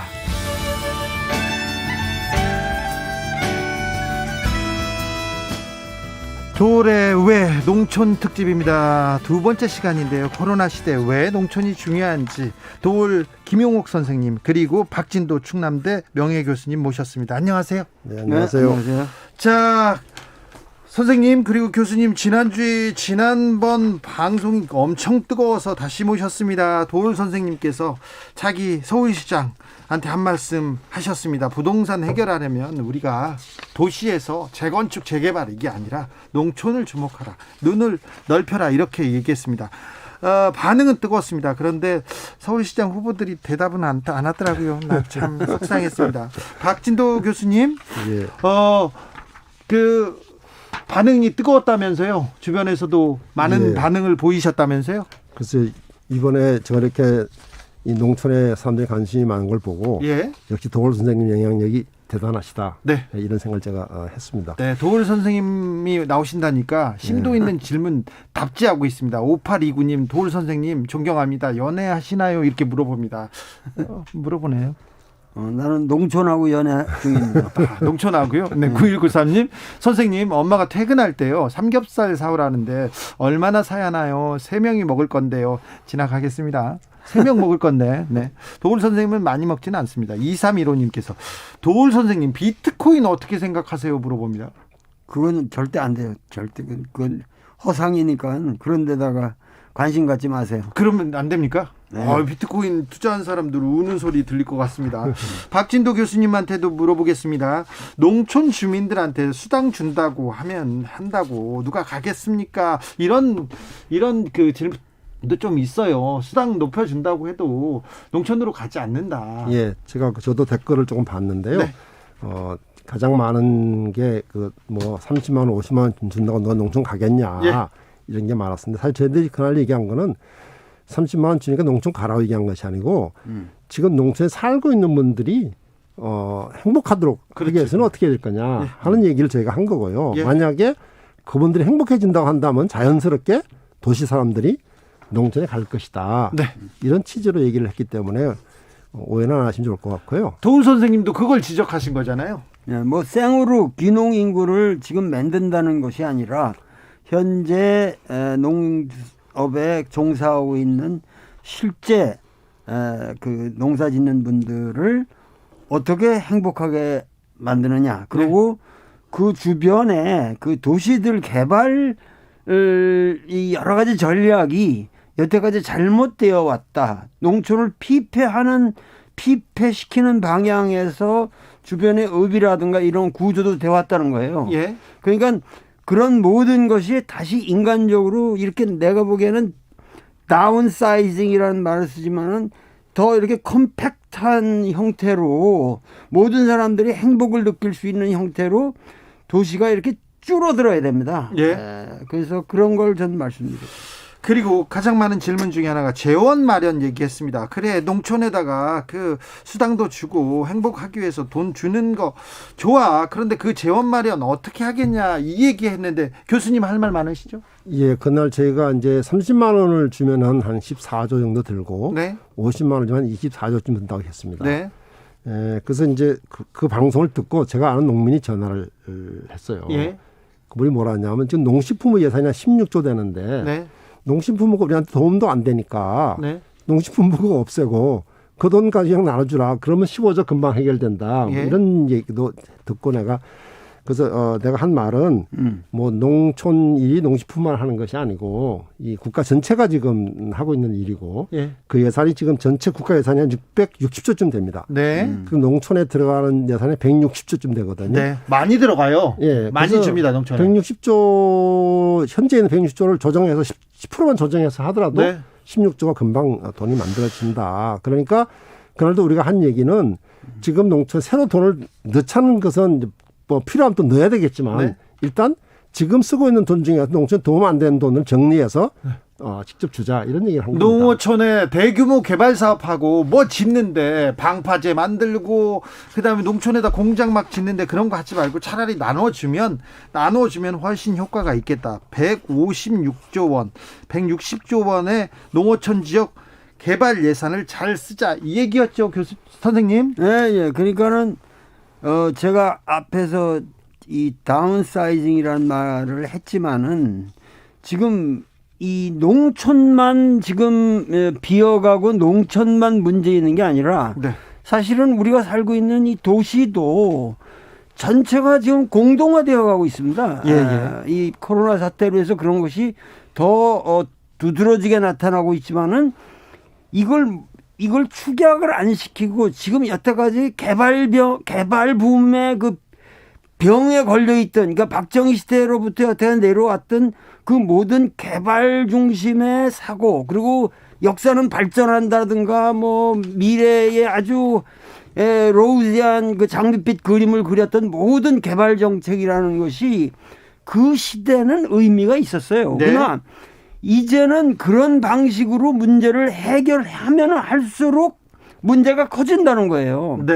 그러니까 그런 것을 이렇게 다시 줄이고 미래에 아주 그 명백하게 지금 앞으로 그 전개될 수 있는 모든 사안에 대해서 우리가 예측할 수 있는 게 많기 때문에 그러한 데 맞춰서 국가를 조금 이렇게 정비해 간다는 의미에서 농촌 문제가 가장 핵심적 과제라는 거예요, 저는.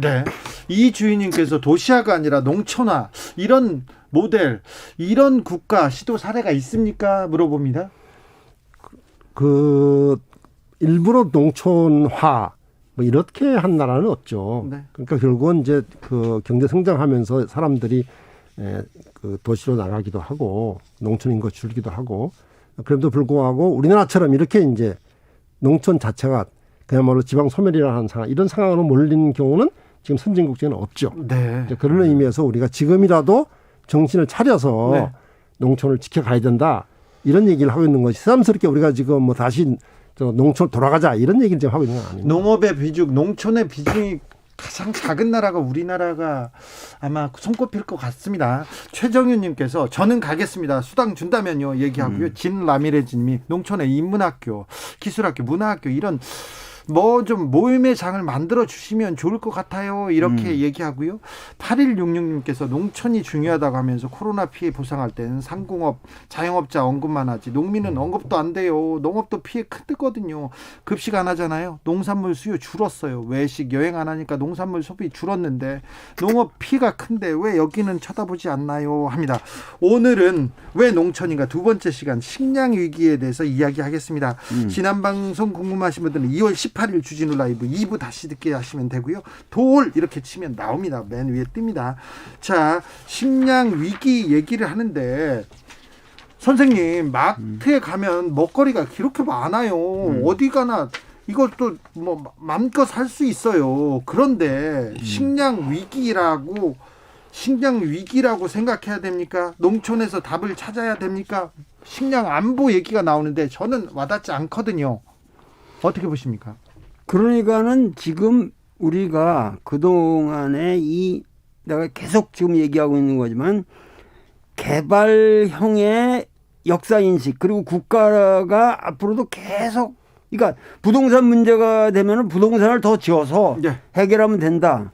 근데 이런 그 개발형의 국가 전략이 결국은 우리의 가장 중요한 식량 문제에 대해서 지금 현재 우리가 국민들이 모르고 있지만 우리가 먹고 있는 모든 이 식품의 80%가 우리 땅에서 생산되고 있지는 않다. 예. 그러니까는 지금 어떤 의미에서는 식량 주권을 상실한 민족이에요. 이 한민족이 지금 자기 땅에서 난 자기 음식을 먹지 못하고 살면서 그 대신 그 대가로 우리는 뭐 스마트폰을 팔고 뭐를 했으니까 다 이해해라 이러는데 그 내면에 들어가면은 이게 진짜 지금 개판인 나라예요 지금 이거. 개판 말고 강아지 놀이터 강아지 놀이. 박진도 교수님. 예. 그 지금 도올쌤 말씀하셨죠. 우리 곡물 작업률이 한 22%밖에 안 됩니다. 네. 그리고 이제 칼로리 작업률로 한 35%거든요. 그럼 무슨 얘기냐면 해외에서 식량이 안 들어오면 우리가 지금 일을 할 수가 없습니다. 당장이요. 당장에 말하자면 들어누워 있어야 되거든요. 네. 그런데 사람들은 별 걱정을 안 해요. 네. 왜냐하면 지금 어쨌든 간에 농산물이 들어오고 있으니까. 들어오니까요. 비싸면 다른 나라에서 사 먹지 이렇게 생각하죠. 그렇게 생각하죠. 그런데 그 중동 국가들 사막 국가죠. 이스라엘이나 아랍에미레이트 같은 사막 국가거든요. 근데 그 나라들이 석유 판 돈으로 엄청나게 사막에 농장을 짓고 있습니다. 농장을요? 농장을요. 그 사막에 농장을 짓는 규모가 우주에서도 다 보인답니다. 그래요? 예. 전부다 KBS 방송하지 않았나? 어마어마한. 그럼 그 사람들이 왜 그러면은 아니 사막에다가 공장을 짓고 거기에 농작물을 키울 그 돈으로 바깥에서 사 먹으면 싸잖아. 그러니까 바로 그 얘기죠. 그러니까 지금 말씀드린 것처럼 우리가 만약에 정말로 언제든지 값싼 농산물을 수입할 수 있다면 그 사람들이 왜 그런 짓을 하겠습니까? 네. 그것이 아니다 이거죠. 그런 의미에서 지금 선생님 말씀하신 것처럼 식량 안보가 이제 문제가 되는데 현실적으로 보면은 우리가 이 수입을 하고 있는데 이 수입하는 나라들이 얼마 안 됩니다. 이게 미국, 캐나다 이런 나라들이 전체 농산물의 한 60%를 수출하고 있습니다. 예. 그렇죠? 그다음에 수출한 농산물의 한 7, 80%를 4대 곡물 메이저가 장악을 하고 있습니다. 예. 그러니까 이 미국이나 말하자면은 이 곡물 메이저가 우리들한테 어떤 이유로든지 간에 예를 들면 코로나 때문에이든지 어떤 이유든지 간에 또 전쟁이든지 간에 우리한테 판매하지 않는다. 네. 그럼 우리는 어떻게 합니까? 아, 그럴 수도 있어요? 당연하죠. 왜 그러냐면 그것은 이미 우리가 여러 번 이번에도 코로나 때 경험했는데 우리나라까지는 들어오지는 않았지만 코로나가 이번에 농산물 수출국들이 20개국 이상이 수출을 중단했습니다. 아, 예, 그렇죠. 예. 이런 사태가 더 악화될 수도 있고요. 예. 그래서 그런 말씀을 드리는 거고 하나만 제가 더 말씀드리면은 우리나라가 지금 작년에 수입한 농산물이 400억 불입니다. 400억 불이면 한 50조죠, 50조. 아, 50조요? 예. 그러면 이게 우리가 수입하는 무기가 1년에 한 아마 10조가 안 될 겁니다. 그렇죠. 그러니까 그것보다 몇 배 지금 수입을 하고 있는, 그 국가 안보 때문에 수입하는 거 아닙니까? 네. 그렇다고 한다면 이 국가 안보 때문에 수입을 하고 있는데 만약에 식량 수입 안 된다고 한다면 어떻게 되겠느냐. 네. PN캐롯님이 두바이 사는 청취자입니다. 맞습니다. 지금 스마트팜에 투자 엄청 많이 하고 있어요. 얘기합니다. 두바이에서. 발렌시님이 식량이 무기화가 될 수가 있겠네요. 이렇게 얘기합니다. 선생님. 그러니까는 이 미국이라는 나라가 네. 우리 어렸을 때만 해도 이제 전쟁통에 미국에서 오는 것 중에 가장 우리가 좋아했던 게 하여튼 먹을거리가 미국에서 오는 거. 아, 미제가 최고였죠. 미제면 과자 하나부터 네. 뭐 먹는 거 다. 그러니까 그 미국이 2차 대전 때 유럽에다가 식량 이제 그 군수품으로 식량을 제공하면서 이 세계를 식량으로 제패할 수 있겠구나라는 꿈을 꾸게 돼요. 구체적으로. 아, 그때부터요? 예, 그때 이제 미국이라는 나라가 막강한 식량의 파워를 깨달은 거죠. 네. 그러면서 엄청난 그 식량 그 국제 대기업들이 성장하기 시작하고 그러면서 이제 이 유럽 국가들이 정신 차리면서 식량 주권을 회복하기 시작하거든요. 예. 그러면서 이제 미국하고 이렇게 이 대적을 하고 자기들의 식량 보호주의를 하니까는 이제 갈 데가 없으니까 제3세계로 이걸 다 팔아먹어야 한단 말이에요. 선생님, 그래서 미국산 쇠고기 때 그때 그 미국에 있는 축산업자들이 그렇게 목소리를 키웠군요. 그러니까는 그것으로 소위 이 우루과이니 이런 것들이 전부 그 세계 전략에서 한 50년의 역사의 변화를 보면은 네. 딱 나오는 거죠. 네. 작년 7월이었습니다. 미국하고 중국이 미중 갈등이 폭발했습니다. 미국이 휴스턴에 있는 중국 총영사가 막 폐쇄하고 그랬을 텐데 그때 시진핑 주석이 지린성의 옥수수밭을 방문하더라고요. 그러면서 식량 안보 얘기하더라고요. 이런 것 때문에 그랬군요. 그러니까는 특히 옥수수라든가 이런 거를 전부 지금 미국의 그 몇 개 되는 기업이 전 세계 물류를 다 80% 이상 장악하고 있거든요. 옥수수, 콩 이런 거는. 네. 그러니까는 그런 상황에서는 걔들이 이제 조작을 세계를 다 그런 식량의 흐름을 다 마음대로 조작할 수 있고 네. 그러면서 예를 들면 이 IMF 금융 같은 거를 그때 해결하면서도 대신 걔들의 아주 핵심적인 이 식량을 자급자족되는 식량들을 커피, 사탕수수, 카카오 같은 걸로 바꿔가지고 그 돈을 더 벌 테니까 그런 걸 하라.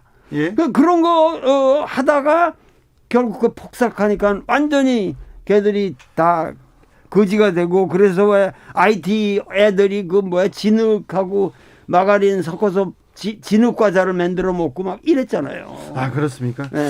그 농촌 배고픈 게 문제가 아니라 식량 주권, 계속 식량 주권 얘기가 나오고 있습니다. 그런데 우리 농촌은 농촌 산무라고 하죠. 아무튼 세 가지가 부족해서 굉장히 좀 식량 주권에 취약하다고 하는데 세 가지 중에 하나는 사람이 부족한 거는 알겠어요. 저도 또 뭐가 부족합니까? 우리 농촌에. 지금 이제 농업 생산에 가장 중요한 것이 사람하고 농지하고 물이죠. 아니 우리 농지도 좀 있고요. 예. 그리고 물도 있지 않습니까? 근데 지금 농지가 급속도로 지금 줄고 있습니다. 네. 예를 들면은 2001년에 우리나라 농지가 188만 헥타라였는데요. 네. 작년도에 156만 헥타입니다. 아마 32만 헥타라 줄었습니다. 네. 그 짧은 사이에 한 20년 사이에 한 10몇 프로 줄었죠. 그리고 지난 5년만 놓고 보더라도 이 여기 여의도인데 여의도에 338배가 되는 땅이 농지가 사라졌습니다. 네. 왜 농지가 왜 사라지느냐? 여러 가지 이유가 있습니다만 가장 큰 이유가 농지 전용입니다. 예. 농지가 전용된다고 한 얘기는 우선 도로라든지 산업용지, 주택용지, 특히 요새 신도시 이런 것들이 다 농지가 줄어드는 이유거든요. 네. 그런데 이게 그냥 주는 게 아닙니다. 이게 가장 큰 문제가 뭐냐면요. 이 농지가 지금 농민들 소유하고 있는 것이 아니고 네. 지금 우리나라 농지 60% 이상이 비농민이 소유하고 있습니다. 아, 예. 그럼 이 사람들이 이 농지가 전용됨으로 해서 막대한 이익을 얻게 돼 있는 거예요. 네. 그렇지 않습니까? 농지였던 것이 택지가 된다. 이게 그러면 갑자기 말하자면 몇 배씩 뛰지 않습니까? 네. 그래서 이 비농민이 농지를 소유하고 있다 보니까 이것이 다른 나라에서 나타나지 않는 현상인데 농지 전형이 급속도로 일어나요. 그러니까 오늘 아침에 뉴스에 나왔지만 LH 공무원들이 직원들이 투기를 한다든지 네. 국회의원들의 4분의 1이 농지를 가지고 있다든지 뭐 이런 만약 비농민들이 농지를 가지고 있으니까 이 사람들 어떻게든지 간에 농지를 전용해서 돈을 벌어야겠다는 거거든요. 네. 이런 상황이기 때문에 말하자면은 농지 문제가 굉장히 심각하다. 네. 이렇게 얘기할 수가 있습니다. 농사 짓는 그 논과 밭으로 쓰는 것보다 거기를 좀 개발해가지고 건물 지으면 돈이 될 거다 이런 생각 때문에 자꾸 농지가 없어지는 것 같은데 이거는 구조적으로 바꾸기가 굉장히 어려울 것 같은데요, 선생님. 어려운 문제는 또 선생님한테. 아니야, 이거는 우리나라 농지가 현실적으로 네. 실명제가 아니에요. 현실적으로 금융 아니... 실명제를 우리 하고 있는데 왜 농지 실명제가 안 하니까 전부 다 뭐냐면 대리인들을 세워가지고 예. 땅을 사거든요. 네. 국회의원들이 다 그렇게 해가지고 투기를 하는 건데 네. 그렇게 되니까 그 명의신탁이라고 그러는데 그거를 갖다가 이제 그 명의로 되어 있는 대리인이 네. 그 땅을 예. 임의로 그 사람 이름으로만 하고 자기 진짜 주인은 숨어 있는 거니까 그 팔 수 있게끔 만들어라 이거예요. 예. 그러면은 없어지죠 하루아침에. 하루아침에 없어질 수 있어요? 그러니까 명의신탁을 하고 있는데 거기서 그 대리인으로 네. 그 이름만 가진 사람이 그런 사람 많죠. 그 사람이 그 땅을 마음대로 팔 수 있게 하면은 네. 명의신탁 할 리가 없죠. 명의신탁이요? 네. 그러니까 그 법대로 할 수 있게끔만 하면은 저기 없어진단 말이죠. 아무튼 이게 농사를 짓는 사람이 농지를 가지고 있어야죠. 그렇게 돼야죠. 네, 그런데 다른 사람들이 지금 가지고 있습니다. 8113 8113님은 솔직히 식량 위기란 말 요즘같이 먹거리 넘치는 세상에서 와닿지 않습니다. 크게 이상기후 등으로 농산물 가격이 오르면 보통 그때 좀 돈 더 내고 사면 되지 이렇게 생각하고 말았는데 오늘 도울 선생님 말씀 경청하여가지고 좀 더 깊이 있게 생각하도록 하겠습니다. 감사합니다. 얘기하는데요. GMO만 해도 네. 우리가 지금 먹고 있는 두부라든가 콩나물들이 다 GMO 콩으로 만들어졌어요. 지금 질문이 많이 옵니다. 유전자 변형 농수산물 GMO 이거 심각해요. 이거는 어떻게 봐야 됩니까? 이런 얘기를 하는데 우리나라가 GMO 사용량이 굉장히 심각하죠. 심각할 정도가 아니라 전 세계에서 우리나라가 GMO 수입이 제1위래요. 그건 무슨 얘기냐면 네. 우리나라 거기 규제가 하나도 없대요. 지금. 그러니까요. 그러니까 이거는 국가가 지금 정신을 차려야지. 왜냐하면 GMO라는 게 뭐냐면 Genetically Modified Organism이라는 건데 이거는 그 RNA 뭐 그런 거 있어요. 메신저 RNA가 이렇게 아주 하는데 유전자 이렇게 환치를 시키는 거예요. 그러니까 이 회충이 예를 들면 지렁이가 이 농약에 잘 안 죽는다. 그러면 지렁이의 유전자 일부를 메신저 RNA를 이쪽에다 심는 거예요. 예. 그래가지고 이건 말이 안 되는 거야. 지렁이하고 콩하고 이거를 이 핵에서 그걸 조작한다는 게 그렇죠. 그러니까 그것도 비슷한 것들끼리 하는 게 아니라 그렇게 하면은 거기서 생기는 부작용이라는 건 100% 1000% 이게 했는데 그렇죠. 그거를 우리나라는 규제 안 하고 마음껏 지금 이 수입을 하고 있거든요. 우리는 동물도 식물도 GMO 이렇게 규제 안 하는 이유가 뭡니까, 교수님? 지금 도울쌤 말씀하셨지만은 그 미국에서 생산되는 콩이나 옥수수의 80% 이상이 GMO입니다. 예. 근데 그 GMO 생산물을 수입하는 나라들이 많이 있어요. 예. 많이 있는데 거의 모든 나라들이 수입을 하더라도 그것을 사료로 씁니다. GMO 농산물은. 식용이 아니라. 네, 콩이나 옥수수로. 근데 우리나라의 경우는 그것을 지금 다 식용을 쓰고 있다는 데가 문제가 있는 겁니다. 우리는 지금 말씀하신 것처럼 된장, 고추장 뭐 이런 다 지금 그걸 지금 쓰고 있고요. 그래서 아시겠지만 2년 전에 이 소비자 단체들이 그 GMO 완전 표시를 표시해야죠. 청원을 했습니다. 네. 청원을 했거든요. 표시도 잘 안 하죠. 표시를 안 해요. 이게 이건 무슨 얘기냐면은 GMO가 이것이 선생님 말씀하신 것처럼 이건 굉장히 인체에 나쁘다 하는 그런데 뭐 그렇지 않다고 하는 사람도 있어요. 그런데 문제는 뭐냐면 그 논쟁이나 치더라도 이것은 GMO로 만든 농산물입니다라고 표시를 해야 될 거 아닙니까? 그렇죠. 이거 완전 표시인데 이 표시를 안 하는 거예요. 표시를 왜 안 하느냐? 이유는 간단합니다. 이것을 GMO를 표시하면 사람들이 안 사 먹죠, 당연히. 네. 불안하니까. 네. 그러면은 이 지금 GMO 농산물을 이용해가지고 가공하고 있는 식품 가공업자들이 타격을 받게 됩니다. 예. 국내 농산물을 써야 되니까. 네. 그래서 그 사람들이 결사 반대를 하는 거예요.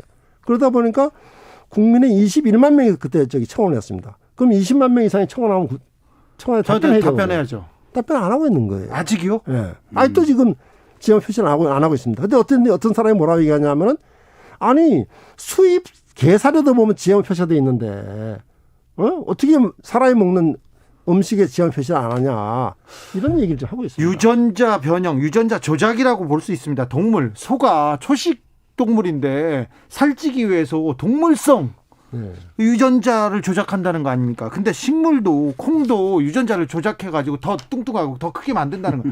얼마나 괴롭겠어요, 콩이. 그런데 이걸 표시도 못하고 있다고요. 이거는 좀 심각한 문제 같습니다. 0271님께서 두 분 선생님 말씀 잘 듣고 있습니다. 중국이 신흥 강국으로 부상한 이유는 식량 자급 때문입니다. 돈과 총알은 먹을 수 없기에 우리 농업을 발전시키지 않으면 결국은 굶어서 전멸할 겁니다. 그러기에 식량이 최고의 무기 다름 아닙니다. 쌀이 남아돈다고 해서 자급은 아닙니다. 썩어가는 쌀주차 굶주리는 동족과 나눔을 등한시하고 있으니 언젠가 하늘로부터 무관심 당할 겁니다. 이렇게 얘기했는데 이 말이 많은 것을 지적하고 있죠, 선생님? 예를 들면은 지금 월남 같은 나라만 해도 네. 아주 현실적인 우리 옛날 농촌의 모습을 농업 공동체를 지키고 있는 인구가 네. 40% 이상 되거든요. 네, 베트남 40% 이상입니다. 네, 그러니까는 이 중국뿐만 아니라 우리나라가 지금 뭐 현실적으로 농업 인구가 3%밖에 안 된다라는 이런 거는 여태까지 우리의 경제 발전이라는 게 얼마나 편향되었고 네.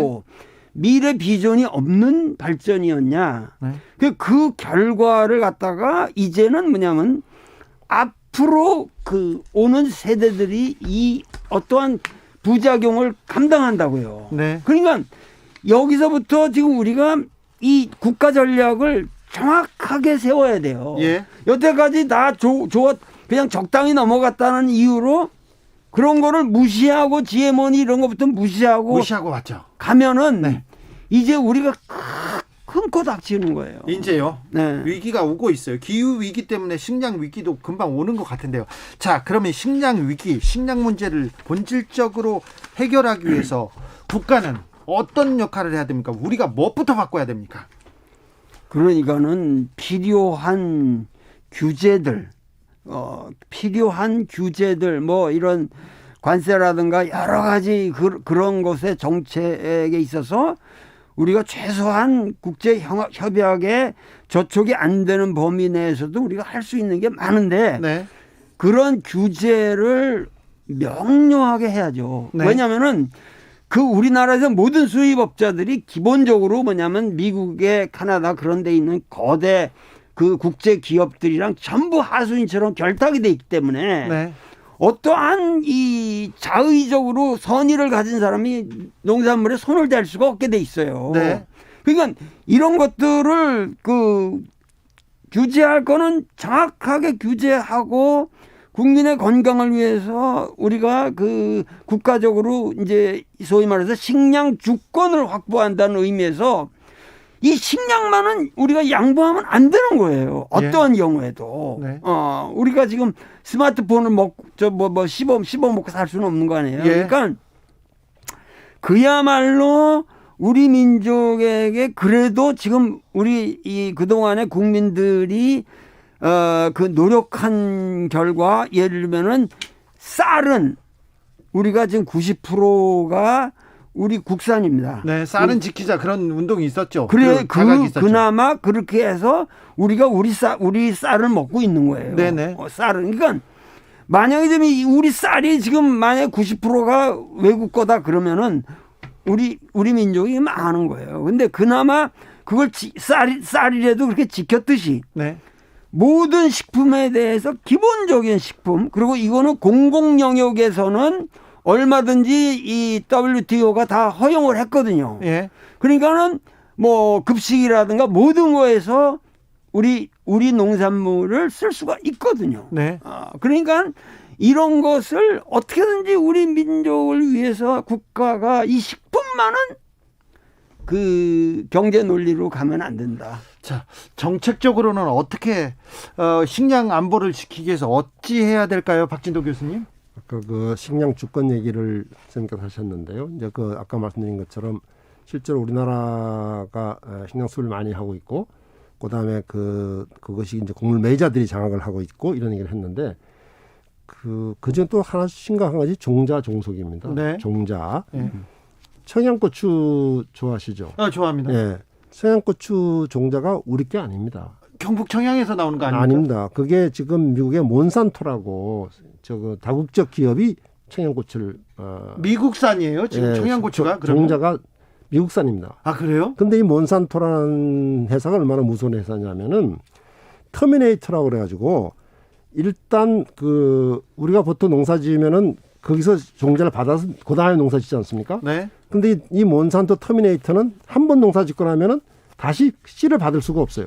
그래서 다시 수입을 또 해야 됩니다. 그래요? 그렇게 돼 있거든요. 이런 이제 것이고. 그다음에 우리나라가 지금 세계적으로 자랑하고 있는 것이 뭐냐? 파프리카 수신, 파프리카. 파프리카 지금 많이 먹죠? 많이 먹죠. 수출도 많이 한다면서요? 네, 이게 제일 많이 하는데 이것도 100% 종자가 수입입니다. 아, 외국에서? 네, 종자. 근데 이 파프리카 씨앗이 얼마나 비싸냐면요. 네. 금값의 2-3배입니다. 씨앗이요? 네, 같은 무게. 파프리카 씨앗은 아프리카에서 옵니까? 아니요. 그것도 다 미국에서 오죠. 미국에서 옵니까? 그러니까 어쨌든 간에 우리가 당장에 지금 먹고 있는 것도 수입해서 먹지만은 네. 국내에서 지금 우리가 재배하고 심는 이 종자도 지금 우리가 종속돼 있는 겁니다. 식량 주권이라고 말하기 어렵겠네요. 그럼 이게 식량 주권이 없는 거죠. 지금 현재서 우리가 식량 주권이라고 한다면 결국은 우리 국민들이 자기가 안전하고 건강한 먹거리를 먹을 수 있어야 되는 식량 주권이잖아요. 네. 그래서 그것이 완전히 지금 외국에 지금 가 있으니까 네. 식량 주권이 없다고 생각을 합니다. 그래서 이거를 옛날에 네.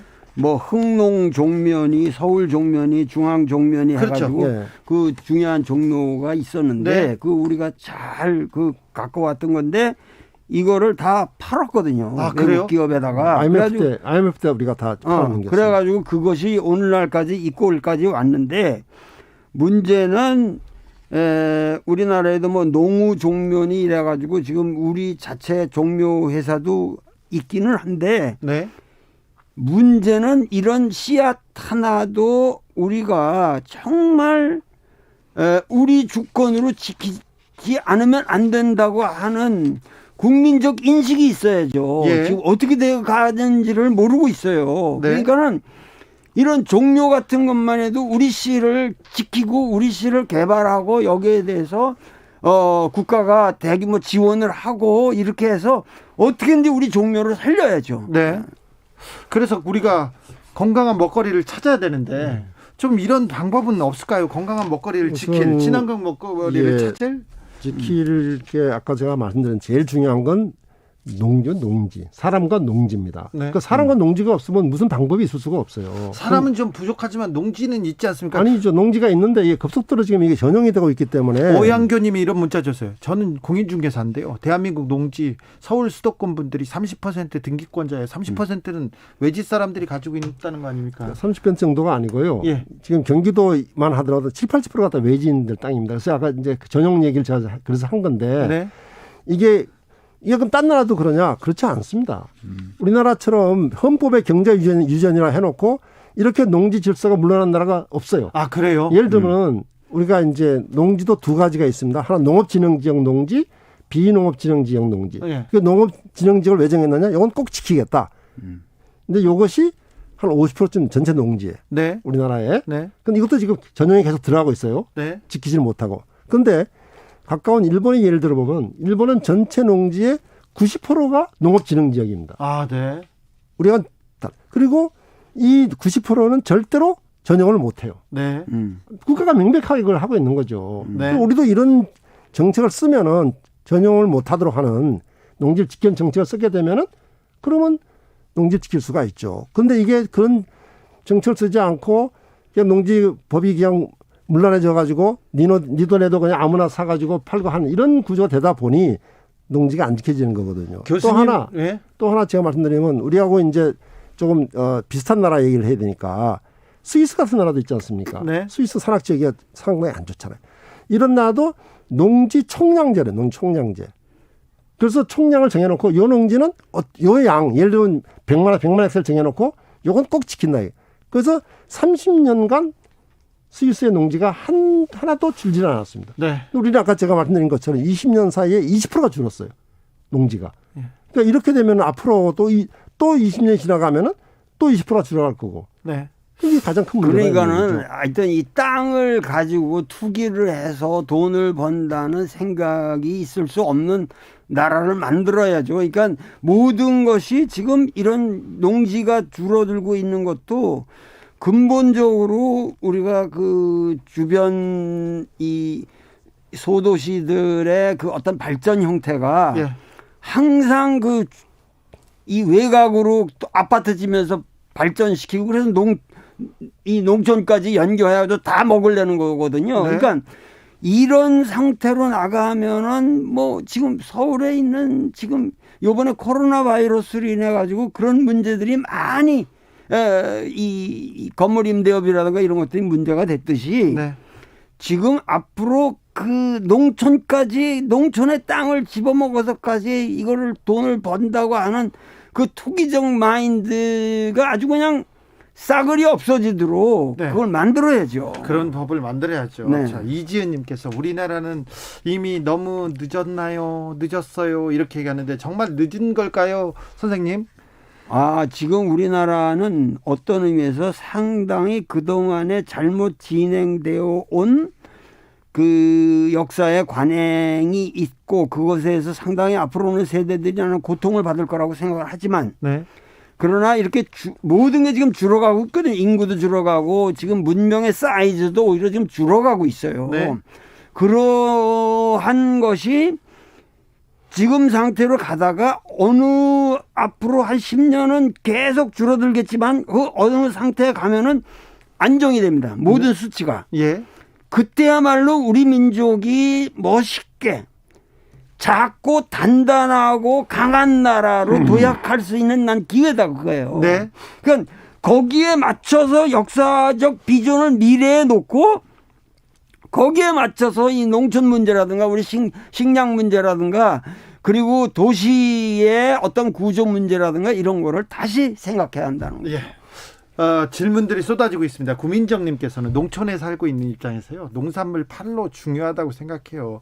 젊은 사람들 의욕적으로 적극적으로 판매처를 찾는데 나이가 들수록 기력이 딸려요. 농협에 수매만 의지할 수 없어요. 얘기합니다. 농협이라는 협동조합이 있는데요. 이거는 농민을 위해서 있는 그 조합이 아니라 이거는 금융기관이지 않습니까? 농부들이 돈을 빌려 쓰려면 더 힘들고 더 이자를 더 많이 내야 돼요. 이건 좀 문제가 큰 것 같습니다. 농협에 네. 직원의 30%가 1년 그 연봉이 억대래요. 네, 또 돈도 많이 받습니다. 억대래요. 농부는 가난하고 농협에 다니는 사람들은 부자고 이건 좀 그렇잖아요. 지금 저희들이 세계적으로 보더라도 농업이 튼튼한 나라들은 다 농업 협동조합이 잘 하고 있는 겁니다. 네, 농업이 튼튼한 나라는 또 선진국이고요. 네. 그렇게 보았을 때 지금 우리 농민들이 가장 불만이 많은 대상 중에 하나가 농협입니다. 네. 그래서 농협 개혁이라고 하는 것이 늘 그 정부 때마다 등장해서 화제가 됐는데 희한하게 이 문재인 정부에서 농협 개혁이라는 말이 실종이 돼 버렸어요. 그 이유를 내가 잘 모르겠습니다. 네. 어쨌든 지금도 농민들에게 물어봤을 때 가장 시급한 게 뭐냐 하면은 농협 개혁. 왜냐 아까 그 청취자 얘기하신 것처럼 농산물을 팔 데가 없는. 그러면 선진국에서 만약 농협이 농산물을 판매하는 겁니다, 말하자면. 그걸 하려고 농협 만들어 놓은 거거든요. 그렇게 해서 하는데 우리는 농협이 농산물 판매를 하지 않고 흔히 말해서 돈놀이만 한다.